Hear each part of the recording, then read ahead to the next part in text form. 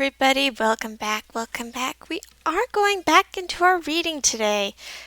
We finished just chapter 1 last time and of On Liberty by John Stuart Mill, although that was at the end because we did read utilitarianism first. Right?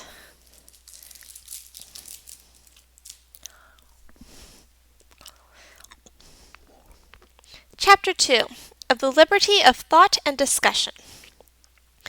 The time, it is to be hoped, is gone by when any defense would be necessary of the liberty of the press as one of the securities against corrupt or tyrannical government.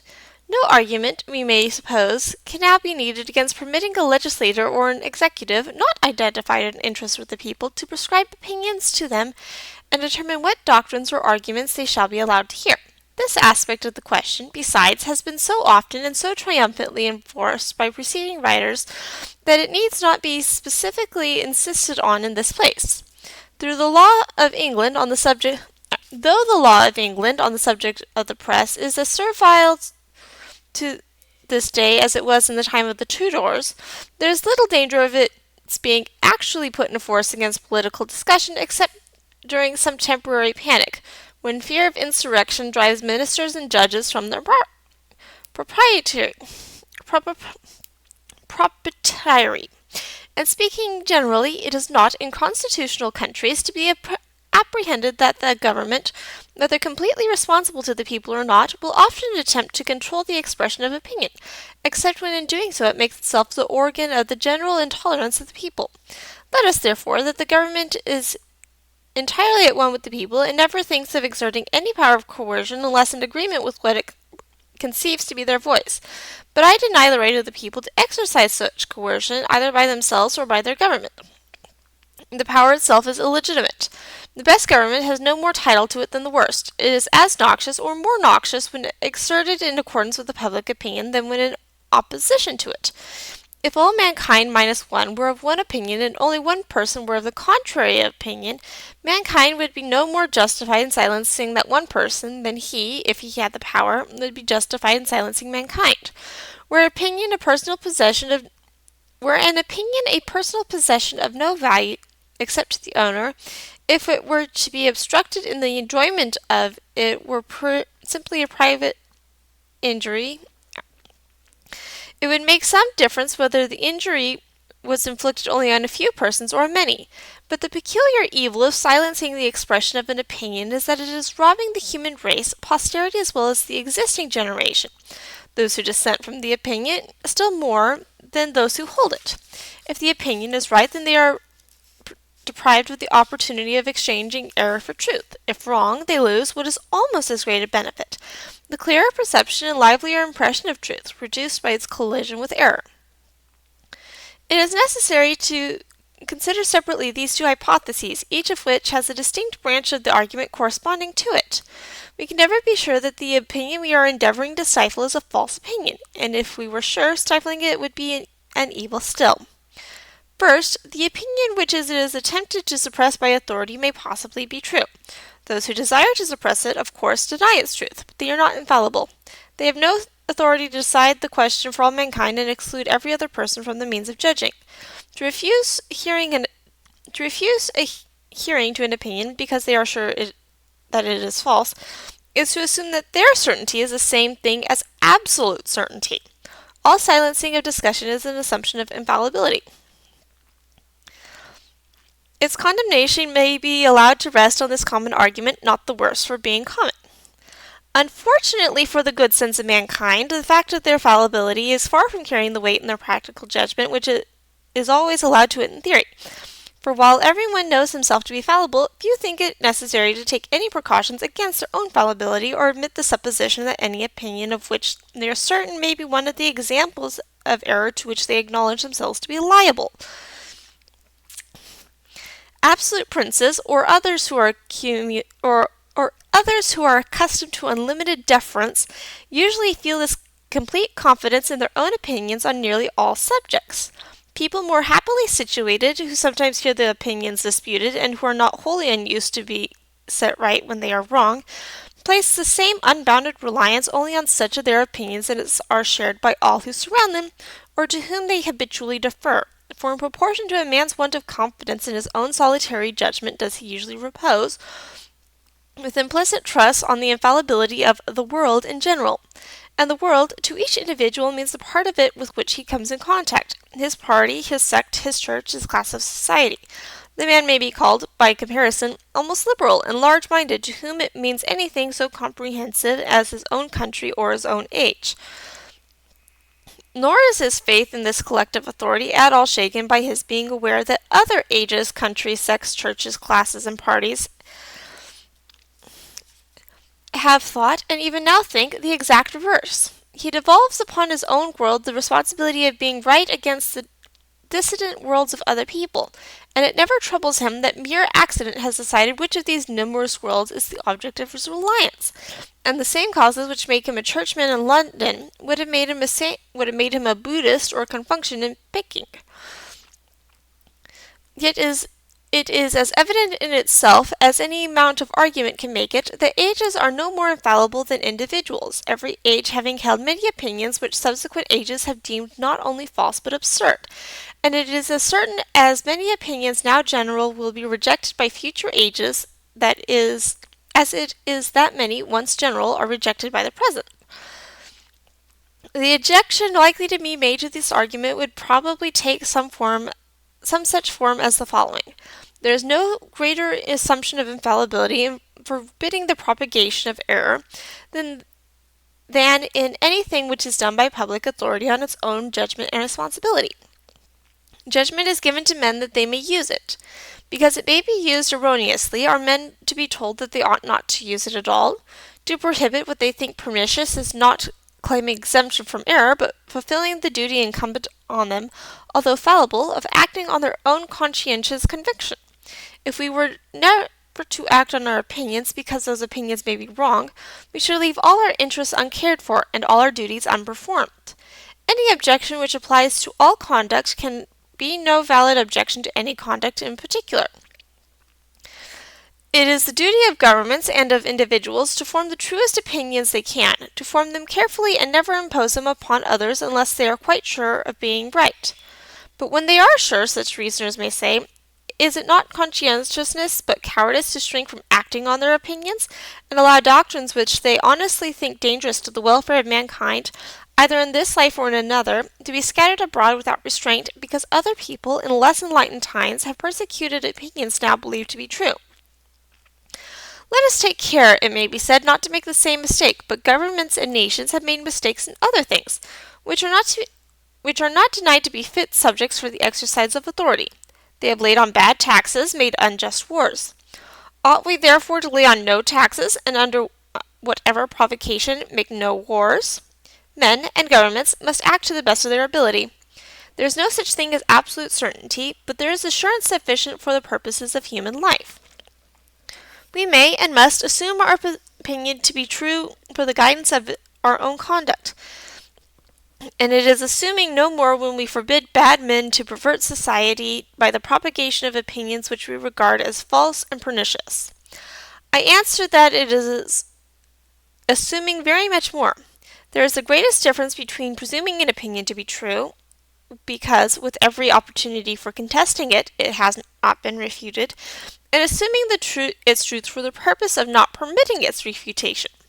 Complete liberty of contradicting and disproving our opinion is the very condition which justifies us in assuming its truth for the purposes of action. And on no other terms can a being with human faculties have any rational assurance of being right.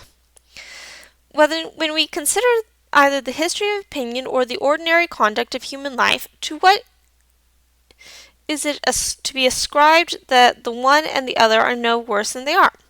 Not certainly to the inherent force of the human understanding, for on any matter not self-evident, there are 99 persons totally incapable of judging it from one who is capable. And the capacity of the 100th person is only comparative, for the majority of the eminent men of every past generation held many opinions now known to be erroneous, and did or proved numerous things which no one will now justify. Why is it, then, that there is on the whole a preponderance among the mankind of rational opinions and rational conduct? If there is really this preponderance, which there must be unless human affairs are and have always been in an almost desperate state, it is owing to a quality of the human mind, the source of everything respectable in a man either as an intellectual or as a moral being, namely that his errors are corrigible. He is capable of rectifying his mistakes by discussion and experience, not by experience alone. There must be discussion to show how experience is to be interpreted. Wrong opinions and practices gradually yield to fact and argument, but facts and arguments to produce any effect on the mind must be brought before it. Very few facts are able to tell their own story without comments to bring out their meaning. The whole strength and value, then, of human judgments, depending on the one property, that it can be set right when it is wrong, reliance can be placed on it only when the means of setting it right are kept constantly at hand. In the case of any person whose judgment is really deserving of confidence, how has it become so? Because he has kept his mind open to criticisms of his opinions and conduct. Because it has been his practice to listen to all that could be said against it, to profit by as much of it as was just, and expound to himself and occasion to others the fallacy of what was fallacious. I don't think I pronounced that right. Because he has felt that the only way in which a human being can make some approach to knowing the whole of a subject is by hearing what can be said about it by persons of every variety of opinion, and studying all modes in which it can be looked at by every character of mind. No wise person ever acquired his wisdom in any mode but this, nor is it in the nature of human intellect to become wise in any other manner. The steady habit of correcting and completing his own opinion by collating it with those of others, so far from causing doubt and hesitation in carrying it into practice, is the only stable foundation for a just reliance upon it. For, being cognizant of all that can, at least obviously, be said against him, and having taken up his position against all gainsayers, knowing that he has sought for objections and difficulties, instead of avoiding them, and has shut out no light which can be thrown upon the subject from any quarter, he has a right to think his judgment better than that of any person or any multitude who have not gone through a similar process. It is not too much to require that the wisest of mankind, those who are best entitled to trust their own judgment, find necessary to warrant their relying on it, should be submitted by that miscellaneous collection of a few wise and many foolish individuals called the public. The most intolerant of churches, the Roman Catholic Church, even at the canonization of a saint, admits and listens patiently to a devil's advocate. The holiest of men, it appears, cannot be admitted to posthumous honors until all that the devil could say against him is known and weighed. Even if the Newtonian philosophy were not permitted to be questioned, mankind could not feel as complete assurance of its truth as they do now. The beliefs which we have most warrant for have no safeguard to rest on, but a standing invitation to the whole world to prove them unfounded. If the challenge is not accepted, or is accepted and the attempt fails, we are far enough from certainty still, but we have done the best that the existing state of human reason admits of. We have neglected nothing that could give the truth a chance of reaching us. If the lists are kept open, we may hope that there is a chance of a better truth. It will be found when the human mind is capable of receiving it, and in the meantime we may rely on having attained such an approach to truth as is possible in our own day.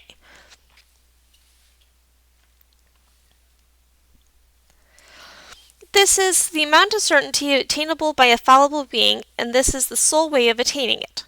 Strange it is that men should admit the validity of the arguments for free discussion, but object to their being pushed to an extreme, not seeing that unless the reasons are good for an extreme case, they are not good for any case.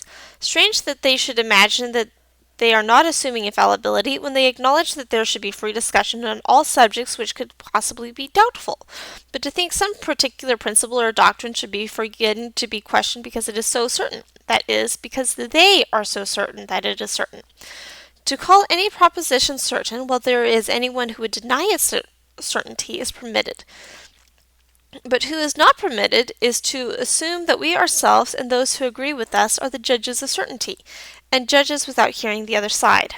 In the present age, which has been described as destitute of faith but terrified at skepticism, in which people feel sure not so much that their opinions are true as that they should not know what to do without them. The claims of an opinion are to be protected from public attack are rested not so much on its truth, but as on its importance to society. There are, it is alleged, certain beliefs so useful, not to say indispensable, to well-being that it is as much the duty of governments to uphold those beliefs as to protect any other of the interests of society. In a case of such necessity, and directly so in the line of their duty, something less than infallibility may, it is maintained, warrant and even bind governments to act on their own opinion, confirmed by the general opinion of mankind. It is also often argued, and still oftener thought, that none but bad men would desire to weaken these statutory beliefs, and there can be nothing wrong, it is thought, in restraining bad men, and prohibiting what only such men would wish to practice. This mode of thinking makes the justification of restraints on discussion not a question of the truth of doctrines, but of their usefulness, and flatters itself by that means to escape the responsibility of claiming to be an infallible judge of opinion. But those who thus satisfy themselves do not perceive that the assumptions of infallibility is merely shifted from one point to another. The usefulness of an opinion is itself a matter of opinion, as disputable, as open to discussion, and requiring discussion as much as the opinion itself. There is the same need of an infallible judge of opinions to decide an opinion to be noxious as to decide it to be false, unless the opinion condemned has full opportunity of defending itself. And it will not do to say that the heretic may be allowed to maintain the utility or harmlessness of opinion, though forbidden to maintain its truth. The truth of an opinion is part of its utility. If we would know whether or not it is desirable that a proposition should be believed, is it possible to exclude the consideration of whether or not it is true? In the opinion not of bad men, but of the best men, no belief which is contrary to truth can really be useful. And can you prevent such men from urging that plea when they are charged with culpability for denying some doctrine which they are told is useful, but which they believe to be false?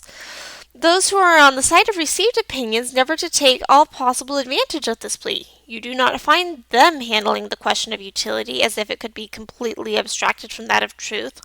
On the contrary, it is, above all, because their doctrine is the truth, that the knowledge or the belief of it is held to be so indispensable. There can be no fair discussion of the question of usefulness when an argument so vital may be employed on one side but not on the other. And in point of fact, when law or public feeling do not permit the opinion of a truth to be disputed, they are just as little tolerant of a denial of its usefulness. The most they allow is an attenuation of its absolute necessity, or the positive guilt of rejecting it. In order to more fully illustrate the mischief of denying a hearing to opinions because we, in our own judgment, have condemned them, it will be desirable to fix down the discussion to a concrete case, and I choose, by preference, the cases which are least favorable to me, in which the argument against the freedom of opinion, both on the score of truth and that on utility, is considered the strongest. Let the opinions impugned be the belief in a God and in a future state, nor in any of the commonly received doctrines of morality. To fight the battle on such ground gives great advantage to an unfair antagonist, since he will be sure to say, and many who have no desire to be unfair will say it internally, "Are these the doctrines which you do not deem sufficiently certain to be taken under protection of law? Is the belief in a God one of the opinions to feel sure of which you hold to be assuming infallibility? But I must be permitted to observe that it is not the feeling sure of a doctrine, be what it may, which I call an assumption of infallibility. It is the undertaking that question for others, without allowing them to hear what can be said on the contrary side. And I denounce and reprobate this pretension not the less if put forth on the side of my most solemn convictions. However positive anyone's persuasion may be, not only of the falsity but of the pernicious consequences, but, to adopt expressions which I altogether condemn, the immorality and impiety of an opinion, yet if, in pursuit of that private judgment, though backed by the public judgment of his country or his contemporaries, he prevents the opinion from being heard in its defense, he assumes infallibility. And so far from the assumption being less objectionable or less dangerous because the opinion is called immoral or impious, as is the case for all others in which it is most fatal, These are exactly the occasions on which the men of one generation commit those dreadful mistakes which excite the astonishment and horror of posterity.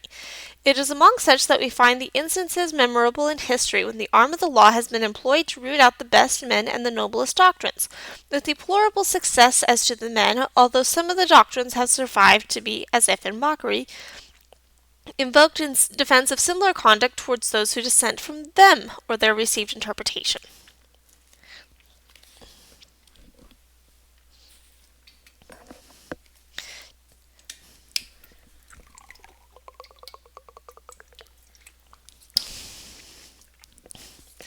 Mankind can hardly be too often reminded that there was once a man called Socrates, between whom and the legal authorities and public opinion of his time took place a memorable collision. Born in an age and country abounding in individual greatness, this man has been handed down to us by those who best knew both him and the age as the most virtuous man in it, while we know him as the head and prototype of all subsequent teachers of virtue, the source equally of the lofty inspiration of Plato and the judicious utilitarianism of Aristotle, the two headsprings of ethical as of all other philosophy.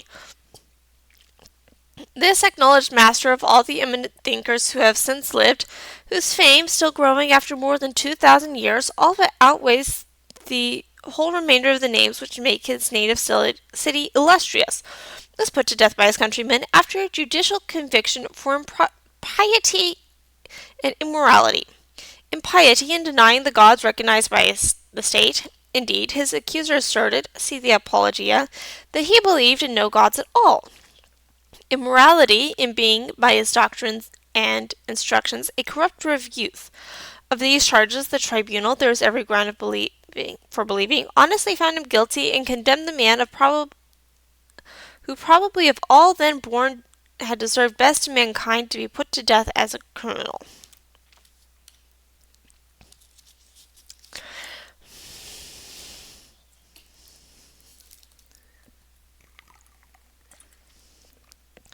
To pass from this to the only other instance of judicial iniquity, the mention of which, after the condemnation of Socrates, would not be an anticlimax. The event which took place on Calvary rather more than 1800 years ago. The man who left on the memory of those who witnessed his life and conversation such an impression of his moral grandeur that 18 subsequent centuries have done homage to him as the Almighty in person, was ignominiously put to death as what? As a blasphemer. Men do not merely mistake their benefactor, they mistook him for the exact contrary of what he was, and treated him as that prodigy of impiety which they themselves are now held to be for their treatment of him. The feelings with which mankind now regards these lamentable transactions, especially the latter of the two, rendered them extremely unjust in their judgment of the unhappy actors. These were, to all appearance, not bad men, not worse than men commonly are, but rather the contrary. Men who possessed in a full, or somewhat more than a full measure, the religious, moral, and patriotic feelings of their time and people. The very kind of men who, in all times, our own included, have every chance of passing through life blameless and respected. The high priest who rent his garments when the words were pronounced which, according to all the ideas of his country, constituted the blackest guilt, was in all probability quite as sincere in his horror and indignation as the generality of respectable and pious men now are in the religious and moral sentiments they profess, and most of those who now shudder at his conduct, if they had lived in his time and been born Jews, would have acted precisely as he did. Orthodox Christians who are tempted to think that those who stoned to death the first martyrs must have been worse men than they themselves are, ought to remember that one of those persecutors was St. Paul. Let us add one more example, the most striking of all, if the impressiveness of an error is measured by the wisdom and virtue of him who falls into it.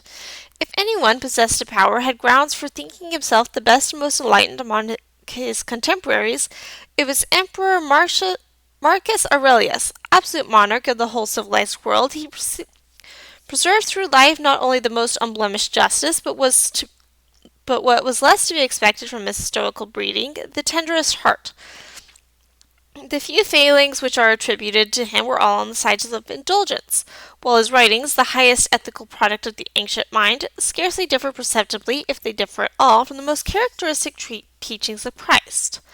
This man, a better Christian in all but the dogmatic sense of the word than almost any of the ostensibly Christian sovereigns who have since reigned, persecuted Christianity.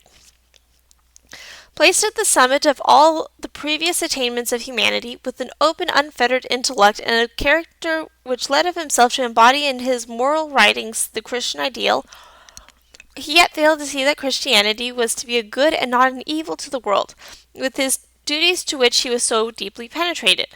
Existing society he knew to be in a deplorable state. But such as it was, he saw, or thought he saw, that it was held together and prevented from being worse by belief and reverence of the received divinities. As a ruler of mankind, he deemed it his duty not to suffer society to fall in pieces, and saw not how, if its existing ties were removed, any others could be formed which would again knit it together. The new religion openly aimed at dissolving those ties. Unless, therefore, it was his duty to adopt that religion, it seemed to be his duty to put it down.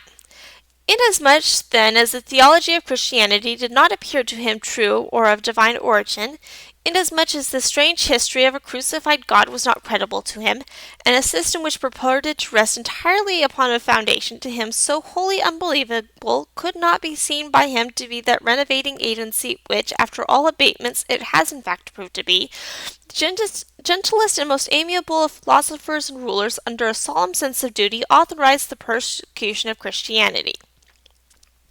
To my mind, this is one of the most tragical facts in all history. It is a bitter thought how different a thing the Christianity of the world might have been if the Christian faith had been adopted as the religion of the empire under the auspices of Marcus Aurelius instead of those of Constantine. But it would be equally unjust to him and false in truth to deny that no one plea which can be urged for pushing anti-Christian teaching was wanting to Marcus Aurelius for punishing, as he did, the propagation of Christianity. No Christian more firmly believes that atheism is false and tends to the dissolution of society than Marcus Aurelius believed the same things of Christianity. He who, of all men then living, might have been thought the most capable of appreciating it, unless anyone who approves the punishment for the promulgation of opinions flatters himself that he is a wiser and better man than Marcus Aurelius, more deeply versed in the wisdom of his time, more elevated in his intellect above it, more earnest in his search for truth, or more single-minded in his devotion to it when found, let him abstain from that assumption of the joint infallibility of himself and the multitude which the great Antonius made with so unfortunate a result. Or whatever.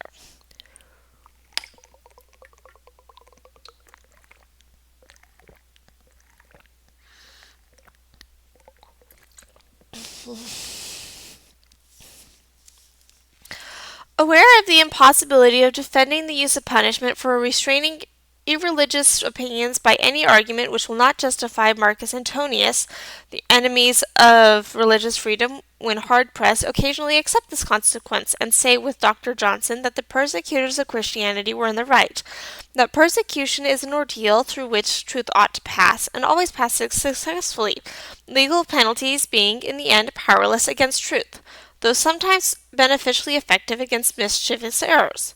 This is a form of the arguments for religious intolerance sufficiently remarkable not to be passed without notice. A theory which maintains that truth may justifiably be persecuted because persecution cannot possibly do it any harm cannot be charged with being intentionally hostile to the reception of new truths, but we cannot commend the generosity of its dealing with the persons to whom mankind are indebted for them. To discover for the world something which deeply concerns it, and of which it was previously ignorant, to prove that it had been mistaken on some vital point of temporal or spiritual interest, is as important a service as a human being can render to his fellow creatures. And in certain cases, as in those of the early Christians and of the Reformers, those who think with Dr. Johnson believe it to have been the most precious gift which could be bestowed on mankind. That the authors of such splendid benefits should be requited by martyrdom, that their reward should be to be dealt with as with the vilest of criminals, is not, upon this theory, a deplorable error and misfortune for which humanity should mourn in sackcloth and ashes, but the normal and justifiable state of things. The propounder of a new truth, according to this doctrine, should stand, as stood in the legislation of the Locrians, the prosperer of a new law, with a halter around his neck. To be instantly tightened to the public assembly did not, on hearing his reasons, then and there adopt his proposition.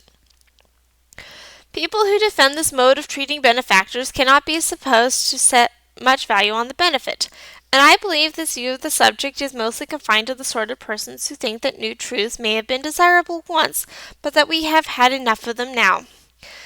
But indeed, the dictum that truth always triumphs over persecution is one of those pleasant falsehoods which men repeat after one another until they pass into commonplaces, which all experience refutes. History teems with instances of truth put down by persecution. If not suppressed forever, it may be thrown back for centuries. To speak only of religious opinions, the Reformation broke out at least 20 times before Luther and was put down. Arnold of Brescia was put down. Fra Dolcino was put down. Savonarola was put down. The Aberjoys were put down. The Vaudois were put down. The Lollards were put down. The Hussites were put down. Even after the era of Luther, wherever persecution was persisted in, it was successful. In Spain, Italy, Flanders, the Austrian Empire, Protestantism was rooted out, and most likely would have been so in England had Queen Mary lived or Queen Elizabeth died. Persecution has always succeeded, save where the heretics were too strong a party to be effectually persecuted. No reasonable person can doubt that Christianity might have been extirpated in the Roman Empire. It spread and became predominant because the persecutions were only occasional, lasting but a short time and separated by long intervals of almost undisturbed propagandism. It is a piece of idle sentimentality that truth, merely as truth, has any inherent power denied to error of prevailing against the dungeon and the stake. Men are not more zealous for truth than they often are for error, and a sufficient application of legal or even of social penalties will generally succeed in stopping the propagation of either. The real advantage which truth has consists in this, that when an opinion is true, it may be extinguished once, twice, or many times, but in the course of ages there will generally be found persons to rediscover it, unless one of its reappearances falls on a time when, from favorable circumstances, it escapes persecution until it has made such head as to withstand all subsequent attempts to suppress it. It will be said that we do not now put to death the introducers of new opinions. We are not like our fathers who slew the prophets, we even build sepulchres to them. It is true we no longer put heretics to death, and the amount of penal infliction with which feeling would probably tolerate, even against the most obnoxious opinions, is not sufficient to extirpate them. But let us not flatter ourselves that we are yet free from the stain even of legal persecution. Penalties for opinion, or at least for its expression, still exist by law, and their enforcement is not, even in these times, so unexampled as to make it at all incredible that they may one day be revived in full force. In the year 1857, and at the summer assizes of the county of Cornwall, an unfortunate man, said to be of unexceptional conduct in all relations of life, was sentenced to 21 months' imprisonment for uttering and writing on a gate some offensive words concerning Christianity. Within a month of the same time, at the Old Bailey, 2 persons on 2 separate occasions were rejected as jurymen, and one of them grossly insulted by the judge and by one of the council, because they honestly declared that they had no theological belief. A third, a foreigner, for the same reason, was denied justice against a thief. This refusal of redress takes place in virtue of the legal doctrine, that no person can be allowed to give evidence in a court of justice who does not profess belief in a God. Any God is sufficient, and in a future state, which is equivalent to declaring such persons to be outlaws, excluded from the protection of the tribunals, which may not only be robbed or assaulted with impunity, if no one but themselves or persons of similar opinions be present, but anyone else may be robbed or assaulted with impunity if the proof of the fact depends on their evidence. The assumption on which this is grounded is that the oath is worthless of a person who does not believe in a future state, a proposition which betokens much ignorance of history in those who assent to it. Since it is historically true that a large proportion of infidels in all ages have been persons of distinguished integrity and honor, and would be maintained by no one who had the smallest conception how many of the persons in great repute with the world, both for virtues and attainments, are well known, at least to their intimates, to be unbelievers. This rule, besides, is suicidal and cuts away its own foundation. Under pretense that atheists must be liars, it admits the testimony of all atheists who are willing to lie, and rejects only those who brave the obloquy of publicly confessing a detested creed rather than affirm a falsehood. A rule thus self-convinced of absurdity so far as regards its professed purpose can only be kept in force only as a badge of hatred, a relic of persecution.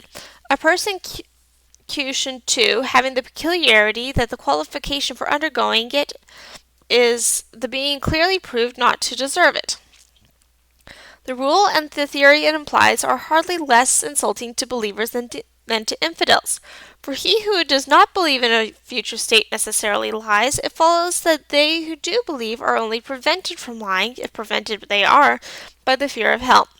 We would not do the authors and abettors of the rule the injury of supposing that the conception which they have formed of Christian virtue is drawn from their own consciousness.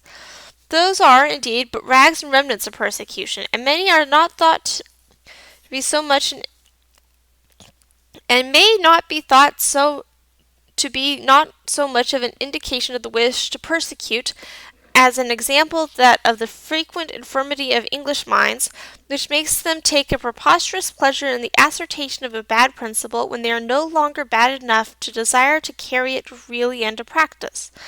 But unhappily there is no security in the state of the public mind that the suspension of worse forms of legal persecution, which has lasted for about the space of a generation, will continue. In this age, the quiet service of routine is often ruffled by attempts to resuscitate past evils, as to introduce new benefits. What is boasted of at the present time as the revival of religion is always, in narrow and uncultivated minds, at least as much the revival of bigotry, and where there is the strong permanent leaven of intolerance in the feelings of people, which at all times abides in the middle classes of this country, it needs but little to provoke them into actively persecuting those whom they have never ceased to think proper objects of persecution. There is a note. Ample warning may be drawn from the large infusion of the passions of a persecutor, which, mingled with the general display of the worst of our national character on the occasion of the Sepoy insurrection.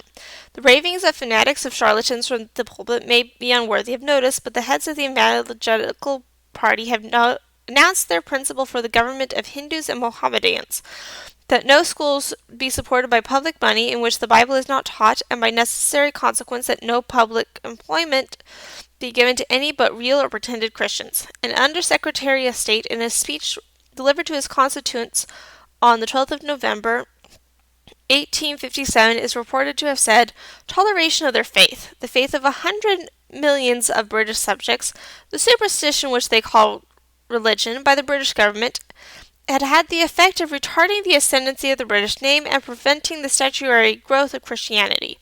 Toleration was the great cornerstone of the religious libraries of this country, but do not let them abuse that precious word toleration. As he understood it, it meant the complete liberty to all, freedom of worship among Christians who worshipped upon the same foundation. It meant toleration of all sects and denominations of Christians who believed in the one mediation. I desire to call attention to the fact that a man who has been deemed fit to fill a high office in the government under a liberal ministry maintains the doctrine that all who do not believe in the divinity of Christ are beyond the pale of toleration, who, after this imbecile display, can indulge the notion that religious persecution has passed away, never to return." It says this was written by the author. Back to the main passage.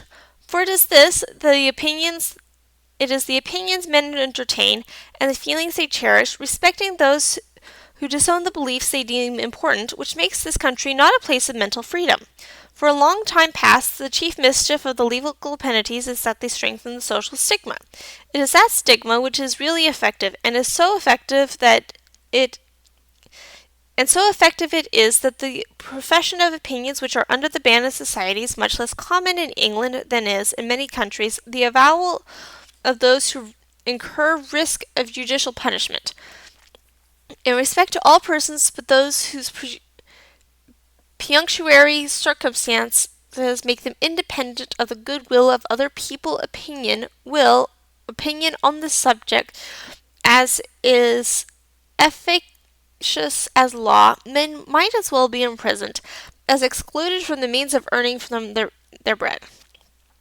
Those whose bread is already secured, and who desire no favors from men in power, or from bodies of men, or from the public, have nothing to fear from the open avowal of any opinions, but to be ill thought of and ill spoken of, and this it ought not to require a very heroic mould to enable them to bear. There is no room for any appeal ad misericordiam in behalf of such persons. But though we do not now inflict so much evil on those who think differently from us as it was formerly our custom to do, it may be that we do ourselves as much evil as ever by our treatment of them. Socrates was put to death, but the Socratic philosophy rose like the sun in heaven, and spread its illumination over the whole intellectual firmament. Christians were cast to the lions, but the Christian church grew up a stately and spreading tree, overtopping the older and less vigorous growths and stifling them out by its shade. Our merely social intolerance kills no one, roots out no opinions, but induces men to disguise them, or to abstain from any active effort for their diffusion. With us, heretical opinions do not perceptibly gain or even lose ground in each decade or generation. They never blaze out far and wide, but continue to smolder in the narrow circles of thinking and studious persons among whom they originate, without ever lighting up the general affairs of mankind with either a true or a deceptive light. And thus is kept up a state of things very satisfactory to some minds, because without the unpleasant process of finding or imprisoning anybody, it maintains all prevailing opinions outwardly undisturbed, while it does not absolutely interdict the exercise of reason by dissidents afflicted with the malady of thought. A convenient plan for having peace in the intellectual world and keeping all things going thereon very much as they do already. But the price paid for this sort of intellectual pacification is the sacrifice of the entire moral courage of the human mind, a state of things in which a large portion of the most active and inquiring intellects find it advisable to keep the general principles and grounds of their convictions within their own breasts, and attempt, in what they address to the public, to fit as much as they can of their own conclusions to premises which they have internally renounced, cannot send forth the open, fearless characters and logical, consistent intellects which once adorned the thinking world. The sort of men who can be looked for under it are either mere conformers to commonplace or time savers for truth, whose arguments on all great subjects are meant for their hearers and are not those which have convinced themselves. Those who avoid this alternative do so by narrowing their thoughts and interests to things which can be spoken of without venturing within the region of principles, that is, to small practical matters which would come right of themselves if but the minds of mankind were strengthened and enlarged, and which will never be made effectually right until then. While that which would strengthen and enlarge men's minds, free and daring speculation on the highest subjects, is banned.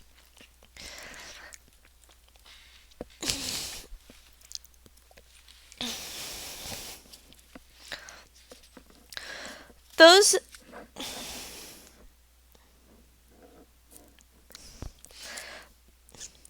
in whose eyes this reticence on the part of heretics is no evil should consider it, in the first place, that in consequence of it there is never any fair and thorough discussion of heretical opinions, and that such of them as could not stand such a discussion, though they may be prevented from spreading, do not disappear. But it is not the minds of heretics which are deteriorated most by the ban placed on all inquiry which does not end in the orthodox conclusions. The greatest harm is done to those who are not heretics, and whose whole mental development is cramped and their reason cowed by the fear of hearsay. Who can compute what the mind loses in the multitude of promising intellects combined with timid characters, who dare not follow any bold, vigorous, independent train of thought, lest it should land them in something which would admit of being considered irreligious or immoral. Among them we may occasionally see some man of deep conscientiousness and subtle and refined understanding, who spends life in sophisticating with an intellect which he cannot silence, and exhausts the resources of ingenuity in attempting to reconcile the promptings of his conscience and reason with orthodoxy, which he yet does not, perhaps, to the end succeed in doing.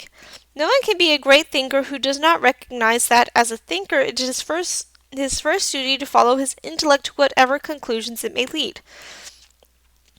Truth gains even more by the errors of one who, with due study and preparation, thinks for himself than by the true opinions of those who only hold them because they do not suffer themselves to think.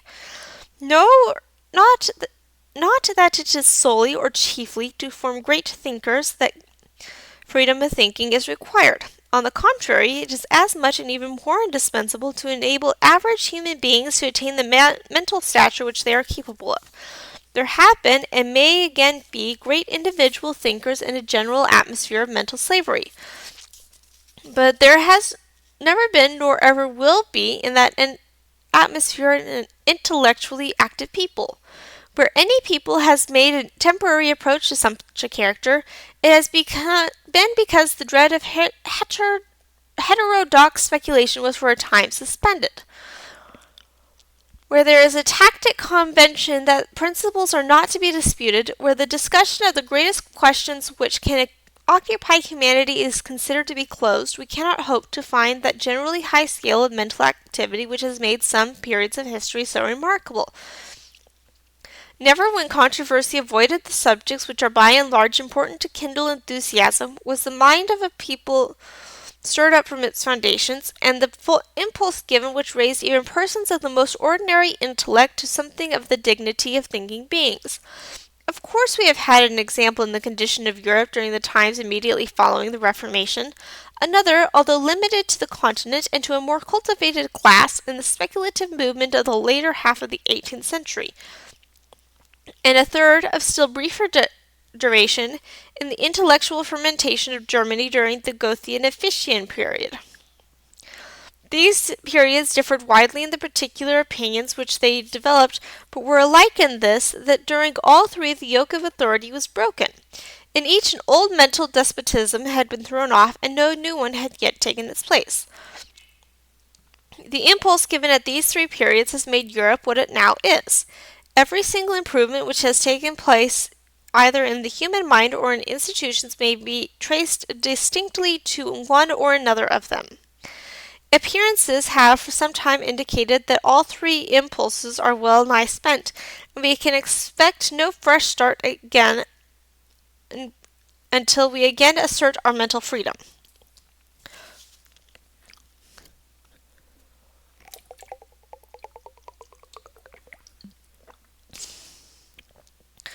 Let us now pass to the second division of the argument, and dismissing the supposition that any of the received opinions may be false, let us assume them to be true and establish the worth and manner in which they are likely to be held, when their truth is not freely and openly canvassed.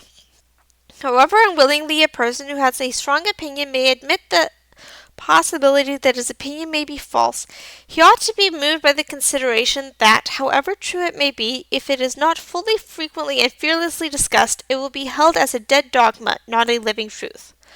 There is a class of persons, happily not quite so numerous as formerly, who think it enough if a person assents undoubtingly to what they think is true, though he has no knowledge whatever of the grounds of the opinion, and could not make a tenable defence of it against the most superficial objections. Such persons, if they can once get their creed taught from authority, naturally think that no good and some harm comes of it being allowed to be questioned.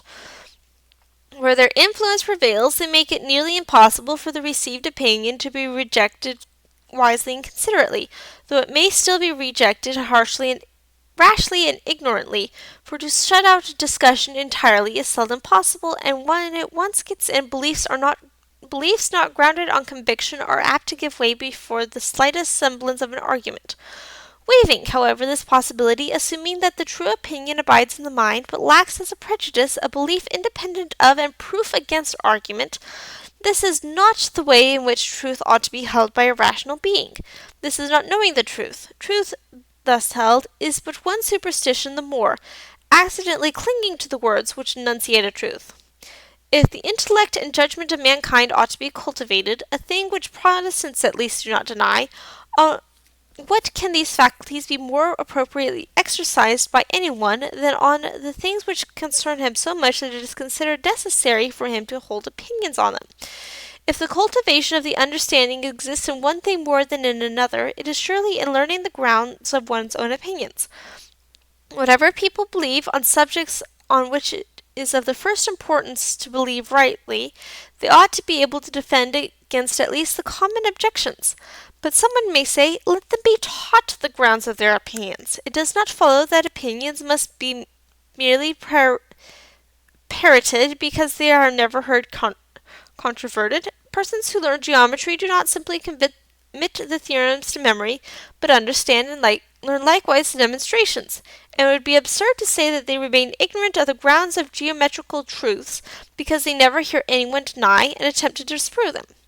Undoubtedly, and such teaching suffices on a subject like mathematics, where there is nothing at all to be said on the wrong side of the question. The peculiarity of the evidence of mathematical truths is that all the argument is of one side. There are no objections and no answer to objections. But on every subject on which difference of opinion is possible, the truth depends on a balance to be struck between two sets of conflicting reasons. Even in natural philosophy, there is always some other explanation possible of the same facts, some geocentric theory instead of heliocentric, some volition instead of oxygen, and it has to be shown why no other theory can be the true one. And until this is shown, and until we know how it is shown, we do not understand the grounds of our opinion. But when we turn to subjects infinitely more complicated, to morals, religion, politics, social relations, and the business of life, 3/4 of the arguments for every disputed opinion consist in dispelling the appearances which favor some opinion different from it. The greatest orator, save one, of antiquity, has left it on record that he always studies his adversary's case with as great, if not still greater intensity than even his own. What Cicero practiced as the means of forensic success requires to be imitated by all who study any subject in order to arrive at the truth. He who knows only his own side of the case knows little of that. His reasons may be good, and no one may have been able to refute them. But if he is equally unable to refute the reasons on the opposite side, if he does not so much as know what they are, he has no grounds for preparing either opinion. The rational position for him would be suspension of judgment, and unless he contents himself with that, he is either led by authority or adopts, like the generality of the world, the side to which he feels most inclination. Nor is it enough that he should hear the arguments of adversaries from his own teachers, presented as they state them, and accompanied by what they offered by refutations. This is not the way to do justice to the arguments, or to bring them into real contact with his own mind. He must be able to hear them from persons who actually believe them, who defend them in earnest, and do their very utmost for them. He must know them in their most plausible and persuasive form. He must feel the whole force of the difficulty which the true view of the subject he has yet to encounter and dispose of. Else he will never really possess of himself the portion of truth which meets and removes that difficulty. 99 men in 100 of what are called educated men are in this condition, even of those who can argue fluently for their opinions. Their conclusion may be true, but it might be false for anything they know. They have never thrown themselves into the mental position of those who think differently from them, and considered what such persons may have to say, and consequently they do not, in any proper sense of the word, know the doctrine which they themselves profess.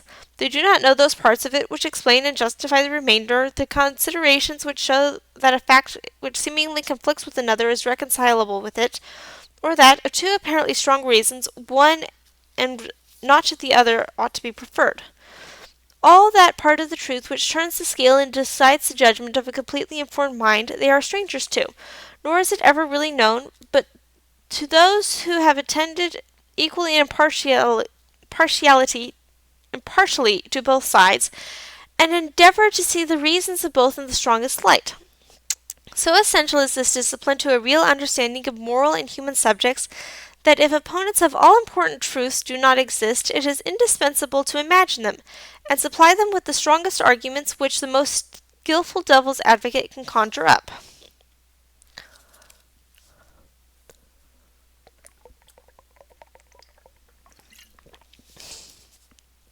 If, however, the mischievous operation of the absence of free discussion, which when the received opinions are true, are confined to leaving men ignorant of the grounds of those opinions, it might be thought that this, if an intellectual, is no moral evil, and does not affect the worth of the opinions, regarded in their influence on the character. The fact, however, is that not only the grounds of the opinion are forgotten in the absence of discussion, but too often the meaning of the opinion itself. The words which convey it cease to suggest ideas, or suggest only a small portion of those which they were originally employed to communicate. Instead of a vivid conception and a living belief, there remain only a few phrases retained by rote, or, if any part, the shell and husk only of the meaning was retained, the finer essence being lost. The great chapter in human history which this fact occupies and fills cannot be too earnestly studied and meditated on. It is illustrated in the experience of almost all ethical doctrines and religious creeds. They are all full of meaning and vitality to those who originate them and to the direct disciples of the originators.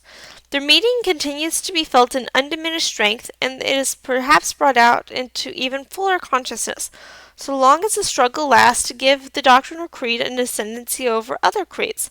At last it prevails and becomes a general opinion, or as progress stops, it keeps possession of the ground it has gained, but ceases to spread further. When either of these results becomes apparent, controversy on the subject flags and gradually dies away. The doctrine has taken its place, if not as a received opinion, as one of the admitted sects or division of opinion. Those who hold it have generally inherited, not adopted it, and conversion from one of these doctrines to another, being now an exceptional fact, occupies little place in the thoughts of their professors. Instead of being, as at first, constantly on the alert either to defend themselves against the world or to bring the world over to them, they have subsided into acquiescence and either listen, when they can help it, their arguments against the creed, nor trouble dissidents, if there be such, with arguments in its favor. From this time may usually be dated the decline in the living power of the doctrine. We often hear the teachers of all creeds lamenting the difficulty of keeping up in the minds of believers an lively apprehension of the truth which they nominally recognize, so that it may penetrate the feelings and acquire a real mastery over the conduct. No such difficulty is complained of while the creed is still fighting for its existence, even when the weaker combatants then know and feel what they are fighting for, and the difference between it and other doctrines, and in that period of every creed's existence, not a few persons may be found to have recognized its fundamental principles in all the forms of thought, have weighed and considered them in all their important bearings, and have experienced the full effect on the character which belief in that creed ought to produce in a mind thoroughly imbued with it. But when it has come to be a hereditary creed, and to be received passively, not actively, when the mind is no longer compelled, in the same degree as at first, to exercise its vital powers on the questions which its belief presents to it, there is a progressive tendency to forget all of the belief except the formularies, or to give it a dull and torpid assent, as if accepting it on trust dispensed with the necessity of realizing it in consciousness, or testing it by personal experience until it almost ceases to connect itself at all with the inner life of the human being. Then are seen the cases so frequent in this age as to almost form the majority, in which the creed remains as it were outside the mind, encrusting and petrifying it against all other influences addressed by the higher parts of our nature, manifesting its power not by suffering any fresh and living conviction to get in, but itself doing nothing for the mind or heart except standing sentinel over them to keep them vacant.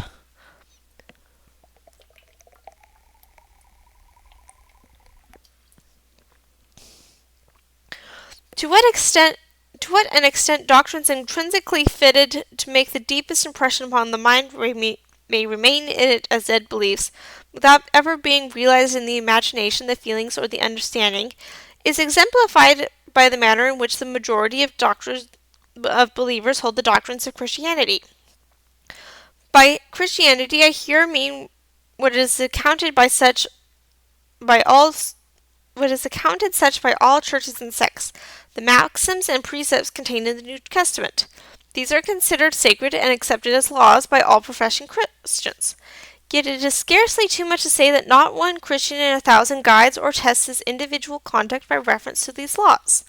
The standard to which he does refer it is the custom of his nation, his class, or his religious profession.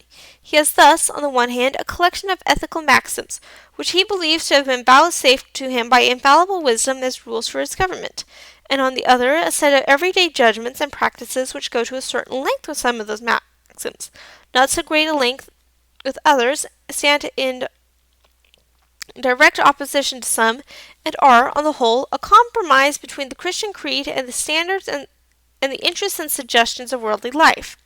To the first of these standards he gives his homage, to the other his real allegiance. All Christians believe that the blessed are the poor and humble, and those who are ill-used by the world, that it is easier for a camel to pass through the eye of heaven than for a rich man to enter the kingdom of heaven. That it is easier for a camel to pass through the eye of a needle than for a rich man to enter the kingdom of heaven, that they should judge not lest they be judged, that they should not swear at all, that they should love their neighbor as themselves, that if one take their cloak they should give them their coat also, that they should take no thought for the morrow, that if they were perfect they should sell all that they have and give it to the poor. They are not insincere when they say that they believe these things. They do believe them, as people believe what they have always heard lauded and never discussed. But in the sense of that living belief which regulates conduct, they believe these doctrines just up to the point which it is usual to act upon them. The doctrines in their integrity are serviceable to pelt adversaries with, and it is understood that they are to be put forward, when possible, as the reasons for whatever people do that they think laudable. But anyone who reminded them that the maxims require an infinity of things which they never even think of doing, would gain nothing but to be classed among those very unpopular characters who affect to be better than other people. The doctrines have no hold on ordinary believers, are not a power in their minds. They have a habitual respect for the sound of them, but no feeling which spreads from the words to the thing signifies and forces the mind to take them in, and to make them conform to the formula. Whenever conduct is concerned, they look around for Mr. A and B to direct them how far to go in obeying Christ. Now we may be well assured that the case is not thus, but far otherwise with the early Christians. Had it been thus, Christianity would never have expanded from an obscure sect of the despised Hebrews into the religion of the Roman Empire. When their enemies said, "See how these Christians love one another," a remark not likely to be made by anybody now, they assuredly had a much livelier feeling of the meaning of their creed than they have ever had since. And it is to this cause, probably, it is chiefly owing that Christianity now makes so little progress in extending its domain, and after 18 centuries is still nearly confined to Europeans and the descendants of Europeans. Even with the strictly religious, who are much in earnest about their doctrines and attach a greater amount of meaning to many of them than people in general, it commonly happens that the part which is thus comparatively active in their minds is that which was made by Calvin, or Knox, or some such person much nearer in character to themselves. The sayings of Christ coexist passively in their minds, producing hardly any effect beyond what is caused by mere listening to words so amiable and bland. There are many reasons, doubtless, why doctrines which are the badge of a sect retain more of their vitality than those common to all recognized sects, and why more pains are taken by teachers to keep their meaning alive.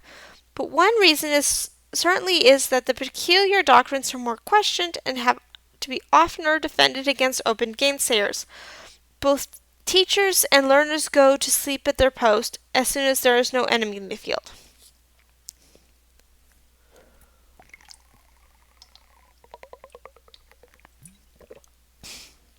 We have a note by the condensers. Mill reiterates this position that any view or opinion, even if it be sound, will lose its vitality and meaning if those who hold it have no occasion to defend it against opposing arguments. It still remains to speak of one of the principal causes which make diversity of opinion advantageous, and will continue to do so until mankind shall have entered a stage of intellectual advancement which at present seems to be at an incalculable distance. We have hitherto considered only two possibilities: that the received opinion may be false, and some other opinion consequently true, or that the received opinion being true, a conflict with the opposite error is essential to a clear apprehension and deep feeling of its truth. But there is a commoner case in either of these, where the conflicting doctrines, instead of being one true and the other false, share the truth between them, and the non-conforming opinion is needed to supply the remainder of the truth, of which the received doctrine embodies only a part. Popular opinions on subjects not palatable to sense are often true, but seldom or never are the whole truth. They are a part of the truth, sometimes a greater, sometimes a smaller part, but exaggerated, distorted, and disjointed from the truths by which they ought to be accompanied and limited. Heretical opinions, on the other hand, are generally some of these suppressed and neglected truths, bursting the bonds which kept them down, and either seeking reconciliation with the truth contained in the common opinion, or fronting it as enemies and setting them up with similar exclusiveness as the whole truth. The latter case is hitherto the most frequent, as, in the human mind, one-sidedness has always been the rule, and many-sidedness the exception. Hence, even in revolutions of opinion, one part of the truth usually sets while another rises. Even progress, which ought to superadd, for the most part only substitutes one's partial and incomplete truth for another, improvement consisting chiefly in this, that the whole new fragment of truth is more wanted, more adapted to the needs of the time than that which it displaces. Such being the partial character of prevailing opinions, even when resting on a true foundation, every opinion which embodies somewhat the portion of truth which the common opinion omits ought to be considered precious, with whatever amount of error and confusion that truth may be blended. No sober judge of characters will feel bound to be indignant because those who force on our nature truths which we should otherwise have overlook some of which we see. Rather, he will think that so long as popular truth is one-sided, it is more desirable than that unpopular truth should have one-sided assertors too, such being usually the most energetic and the most likely to compel reluctant attention of the fragment of wisdom which they proclaim as if it were the whole.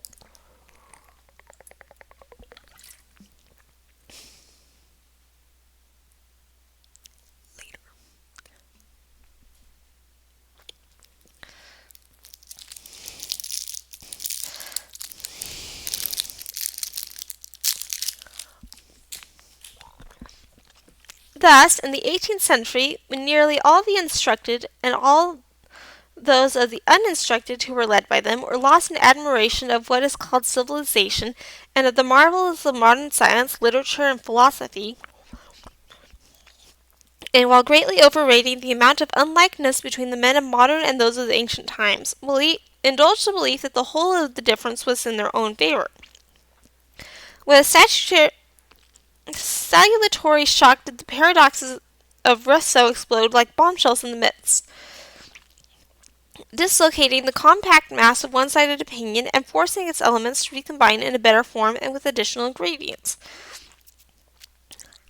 Not that the current opinions were on the whole much further from the truth than Rousseau's are. On the contrary, they were nearer to it. They contained more of positive truth and very much less of error. Nevertheless, there lay in Rousseau's doctrine, and has floated down the stream of opinion along with it, a considerable amount of exactly those truths which the popular opinion wanted, and these are the deposit which was left behind when the flood subsided. The superior worth, the simplicity of life, the enervating and demoralizing effect of the trammels and the hypocrisies of artificial society are ideas which have never been entirely absent from cultivated minds which Rousseau wrote, and they will in time produce their own due effect, though at present needing to be asserted as much as ever, and to be asserted by deeds, for words on the subject have nearly exhausted their power. In politics, again, it is almost a commonplace that a party of order or stability and a party of progress or reform are both necessary elements of a healthy state of political life, until one or the other shall have so enlarged its mental grasp as to be a party equally of order and of progress, knowing and distinguishing what is fit to be preserved from what ought to be swept away.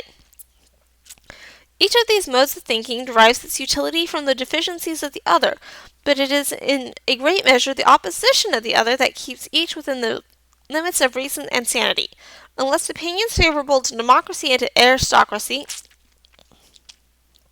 to property and to equality, to cooperation and to competition, to luxury and to abstinence, to sociality and individuality, to liberty and discipline, and all the other standing antagonisms of practical life are expressed with equal freedom and enforced and defended with equal talent and energy, there is no chance of both elements obtaining their due. One scale is sure to go up and the other down. Truth, in the great practical concerns of life, is so much a question of the reconciling and combining of opposites, that very few have minds sufficiently capricious and impartial to make the adjustment with an approach to correctness, and it has to be made by the rough process of a struggle between combatants fighting under hostile banners. On any of the great open questions just enumerated, if either of the two opinions has a better claim than the other, not merely to be tolerated, but to be encouraged and countenanced, it is the one which happens at the particular time and place to be in a minority. That is the opinion which, for the time being, represents the neglected interest, the side of human well-being which is in danger of obtaining less than its share. I am aware that there is not, in this country, any intolerance of differences of opinions on most of these topics.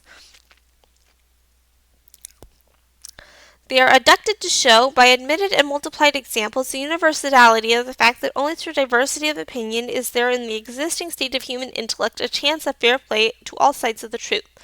When there are persons to be found who form an exception to the apparent unanimity of the world on any subject, even if the world is in the right, it is always probable that dissidents may have something worth hearing to say for themselves, and that truth would lose something by their silence.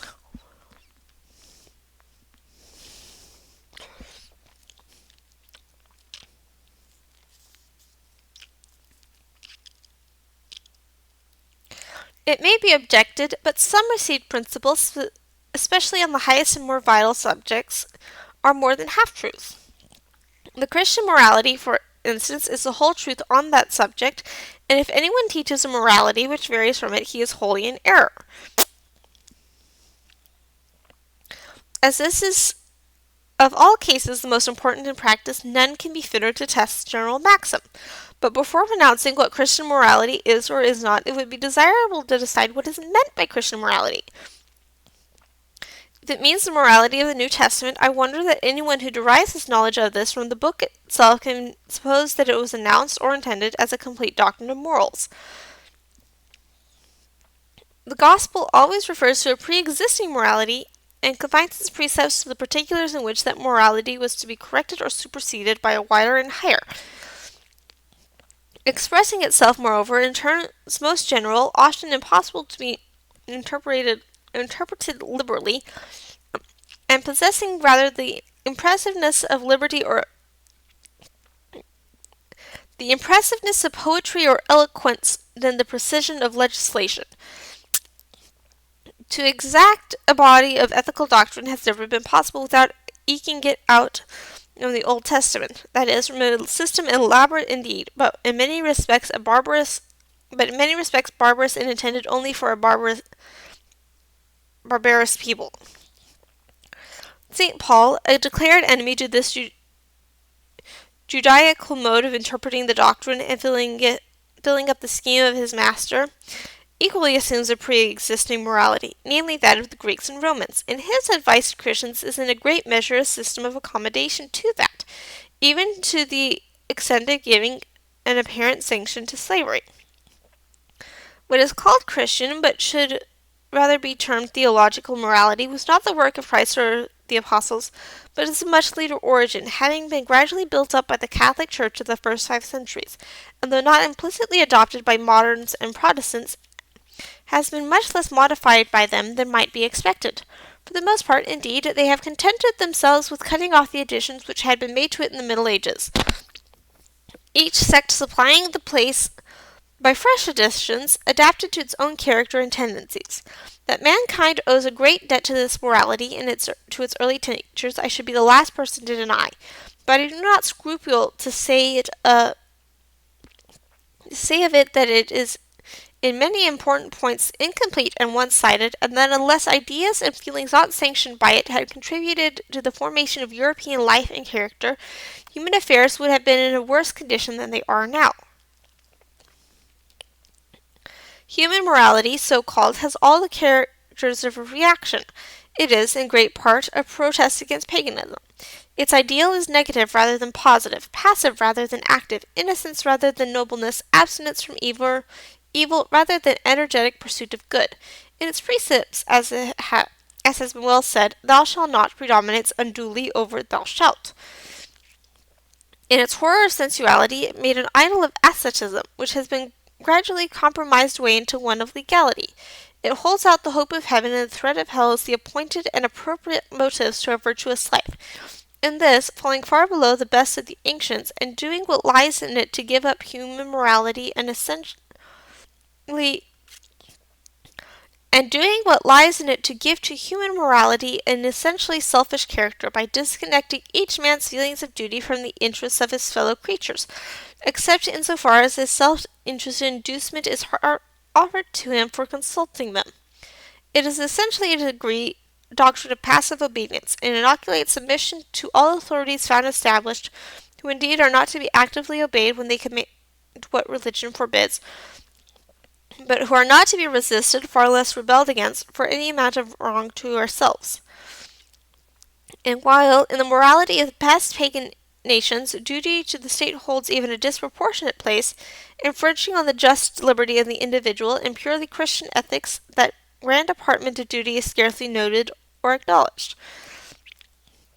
It is in the Quran, not the New Testament, that we read the maxim, a ruler who appoints any man to an office, when there is in his dominions another man better qualified for it, sins against God and against the state. What little recognition the idea of obligation to the public obtains in modern morality is derived from Greek and Roman sources, not from Christian, as even in the morality of private life, whenever there exists some magnanimity, high-mindedness, personal dignity, even the sense of honor is derived from the purely human, not the religious part of our education. It never could have grown out of a standard of ethics in which the only worth professionally recognized is that of obedience.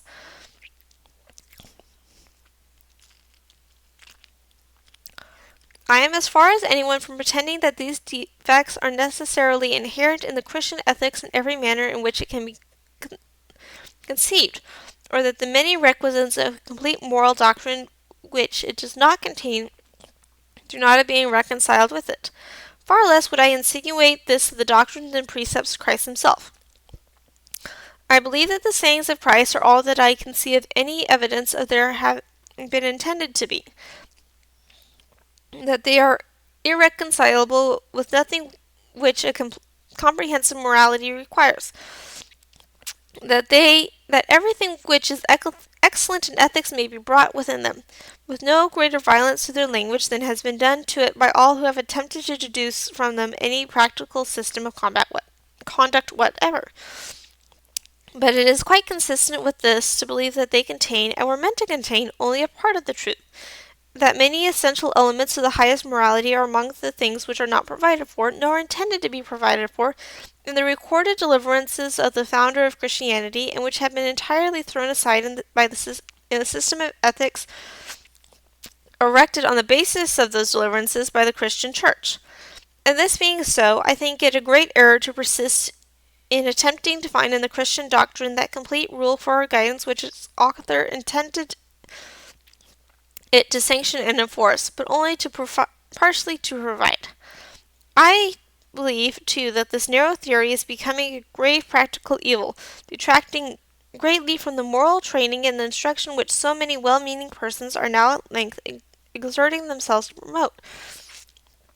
I much fear that by attempting to form the mind and feelings on an exclusively righteous type, and discarding those secular individuals, as for want of a better name they may be called, which hitherto heretofore coexisted with and supplemented the Christian ethics, receiving some of its spirit and infusing into it some of theirs. The real result is even now realizing a low, abject, servile type of character, which submits itself as it may to what it deems the supreme will, is incapable of rising to or sympathizing in the conception of supreme goodness. I believe that other ethics than any which can be evolved from exclusively Christian sources must exist side by side with Christian ethics to produce the moral regeneration of mankind, and that the Christian system is no exception to the rule that in an imperfect state of the human mind, the interests of truth require a diversity of opinions. It is not necessary that in ceasing to ignore the moral truths not contained in Christianity, men should ignore any of those which it does not contain. Such prejudice or oversight, when it occurs, is altogether an evil, but it is one from which we cannot hope to always be exempt, and must be regarded as the price paid for an inestimable good. The exclusive pretension made by part of the truth to the whole must and ought to be protested against. And if a reactionary impulse should make the protesters unjust in their turn, this one-sidedness, like the other, may be lamented, but must be tolerated. If Christians could teach infidels to be just to Christianity, they should themselves be just to infidelity. It can do truth no service to blink the fact known to all who have the most ordinary acquaintance with literary history. The large portion of the noblest and most valuable moral teaching has been the work not only of men who did not know, but of men who knew and rejected the Christian faith.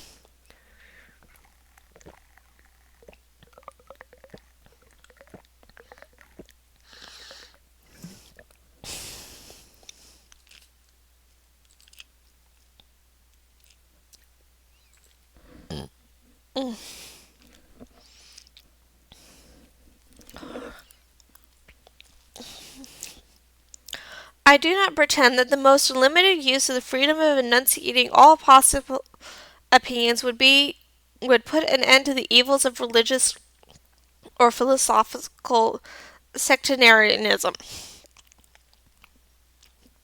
Every truth which men of narrow capacity are in earnest about is sure to be asserted and calculated, and in many ways even acted on as if no other truth existed in the world, or at all events none that could qualify or limit or at all events none that could limit or qualify the first.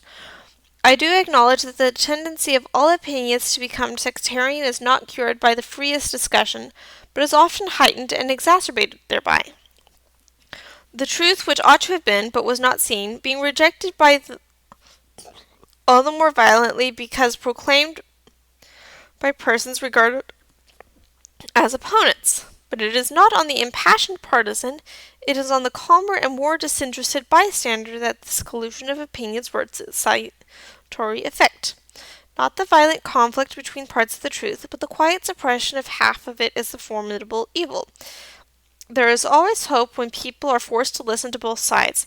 It is when they attend only to one that errors harden into prejudices and truth itself ceases to have the effect of truth, being exaggerated into falsehood.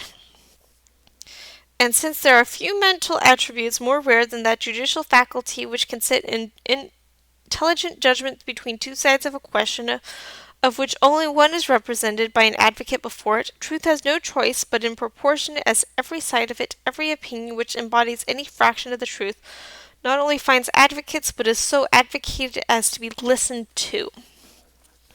We have now recognized the necessity to the mental well-being of men, on which all their other well-being depends, of freedom of opinion and freedom of the expression of opinion on four distinct grounds which we will now briefly recapitulate. First, if any opinion is compelled into silence, that opinion may, for aught we can certainly know, be true. To deny this is to assume our own infallibility. Secondly, though the silenced opinion be an error, it may, and very commonly does, contain a portion of the truth, And since the general prevailing opinion on any subject is rarely or never the whole truth, it is only by the collision of reverse opinions that the remainder of the truth has any chance of being supplied.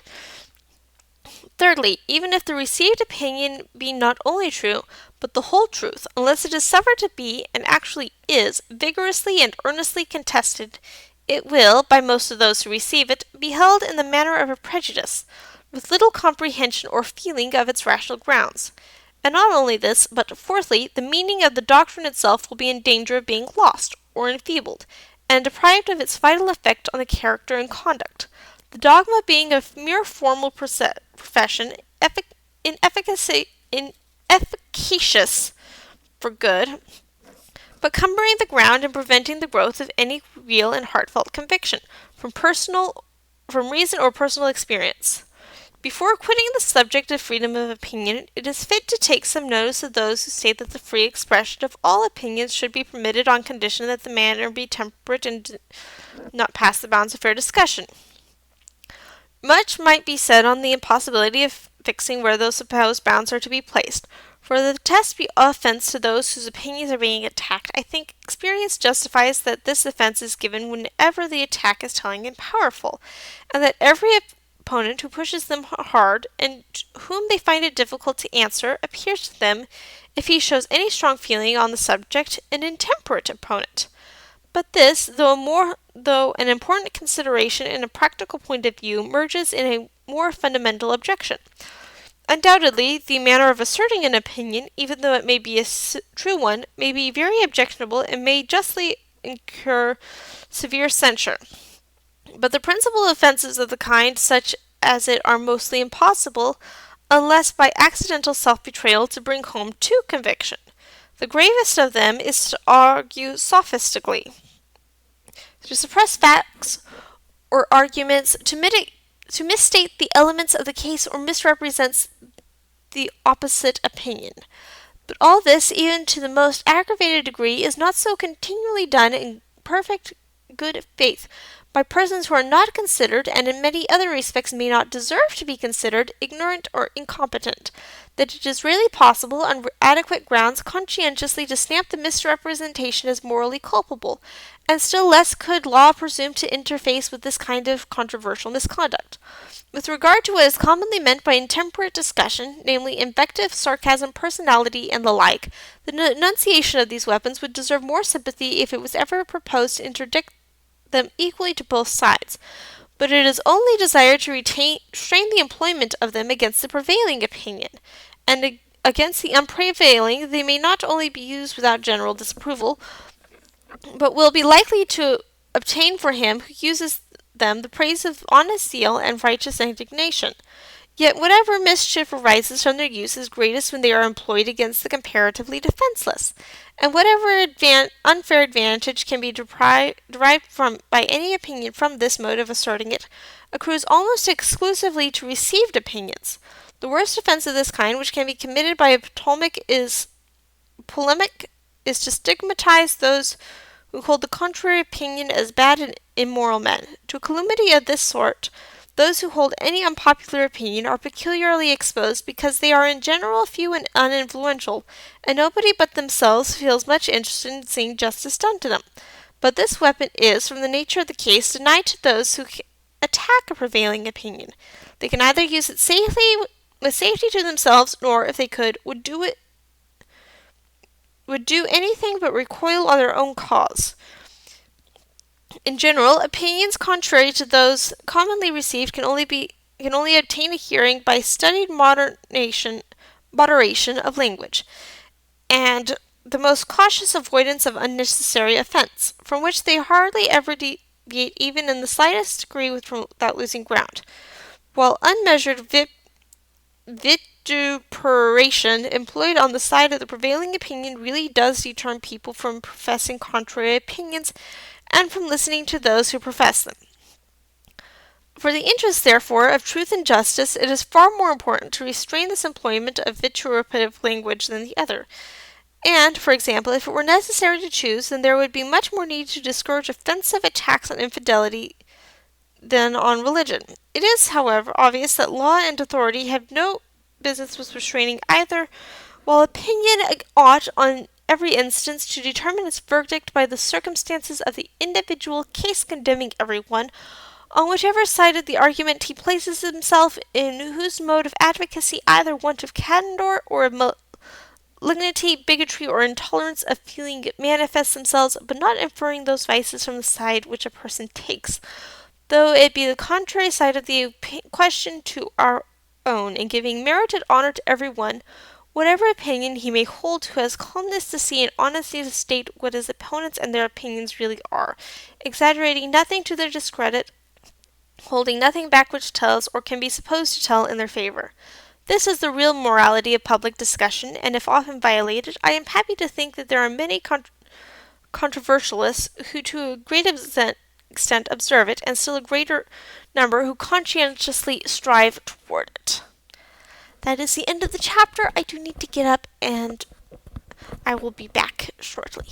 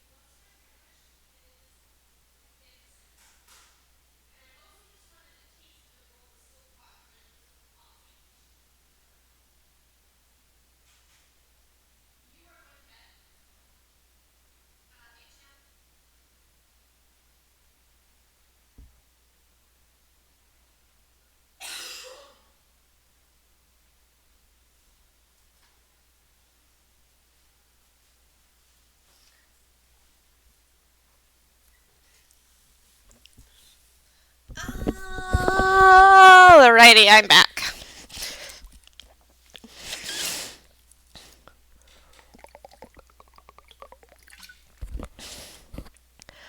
Chapter 3 of Individuality as one of the elements of well-being. Such being the reasons which make it imperative that human beings should be free to form opinions and to express their opinions without reserve, and such the baneful consequences to the intellectual, and through that to the moral nature of man,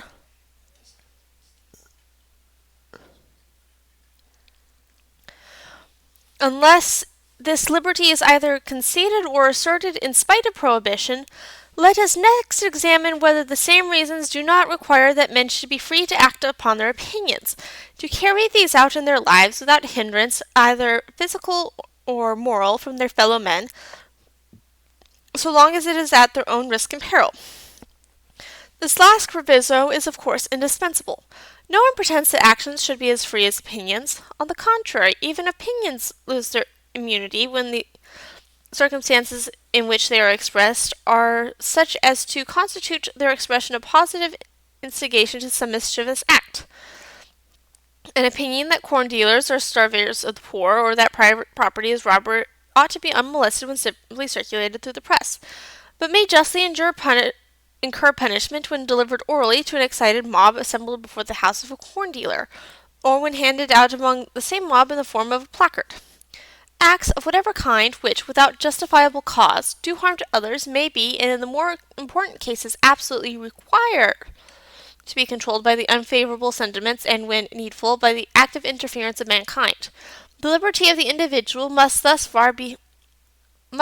be thus far limited.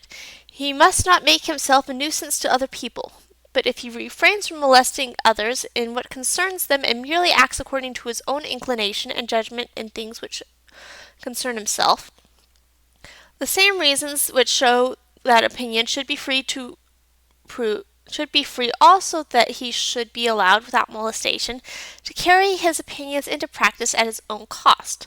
That men are not infallible, that their truths, for the most part, are only half-truths, that unity of opinion, unless resulting from the fullest and freest comparison of opposite opinions, is not desirable, and that diversity is not an evil but a good, until men are much more capable than at present of recognizing all sides of the truth on principles applicable to men's modes of action, not less than to their opinions. As it is useful that while men are imperfect there should be different opinions, so it is that there should be different experiments of living, that free scope should be given to varieties of character short of injury to others, and that the worth of different modes of life should be proved practically, when everyone thinks fit to try them. It is desirable, in short, that things which do not primarily concern others individually should assert itself, where, not the person's own character, but the traditions or customs of other people are the rule of conduct, there is wanting one of the principal ingredients of human happiness, and quite the chief ingredient of individual and social progress.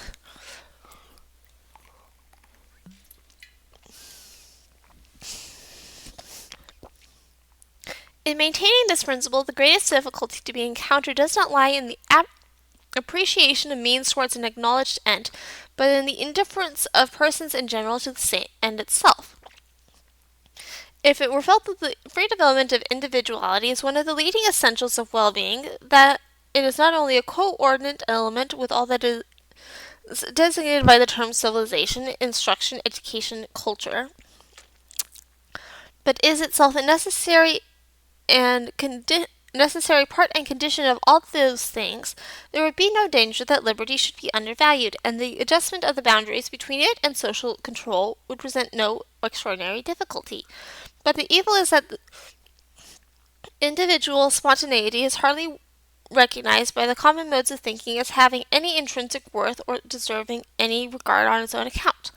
The majority, being satisfied with the way men as they now are, for it is they who make them what they are, cannot comprehend why those ways should not be good enough for everybody, and what is more, spontaneity forms no part of the ideal of the majority of moral and social reformers, but is rather looked on with jealousy as a troublesome and perhaps rebellious obstruction to the general acceptance of what these reformers, in their own judgment, think would be best for mankind.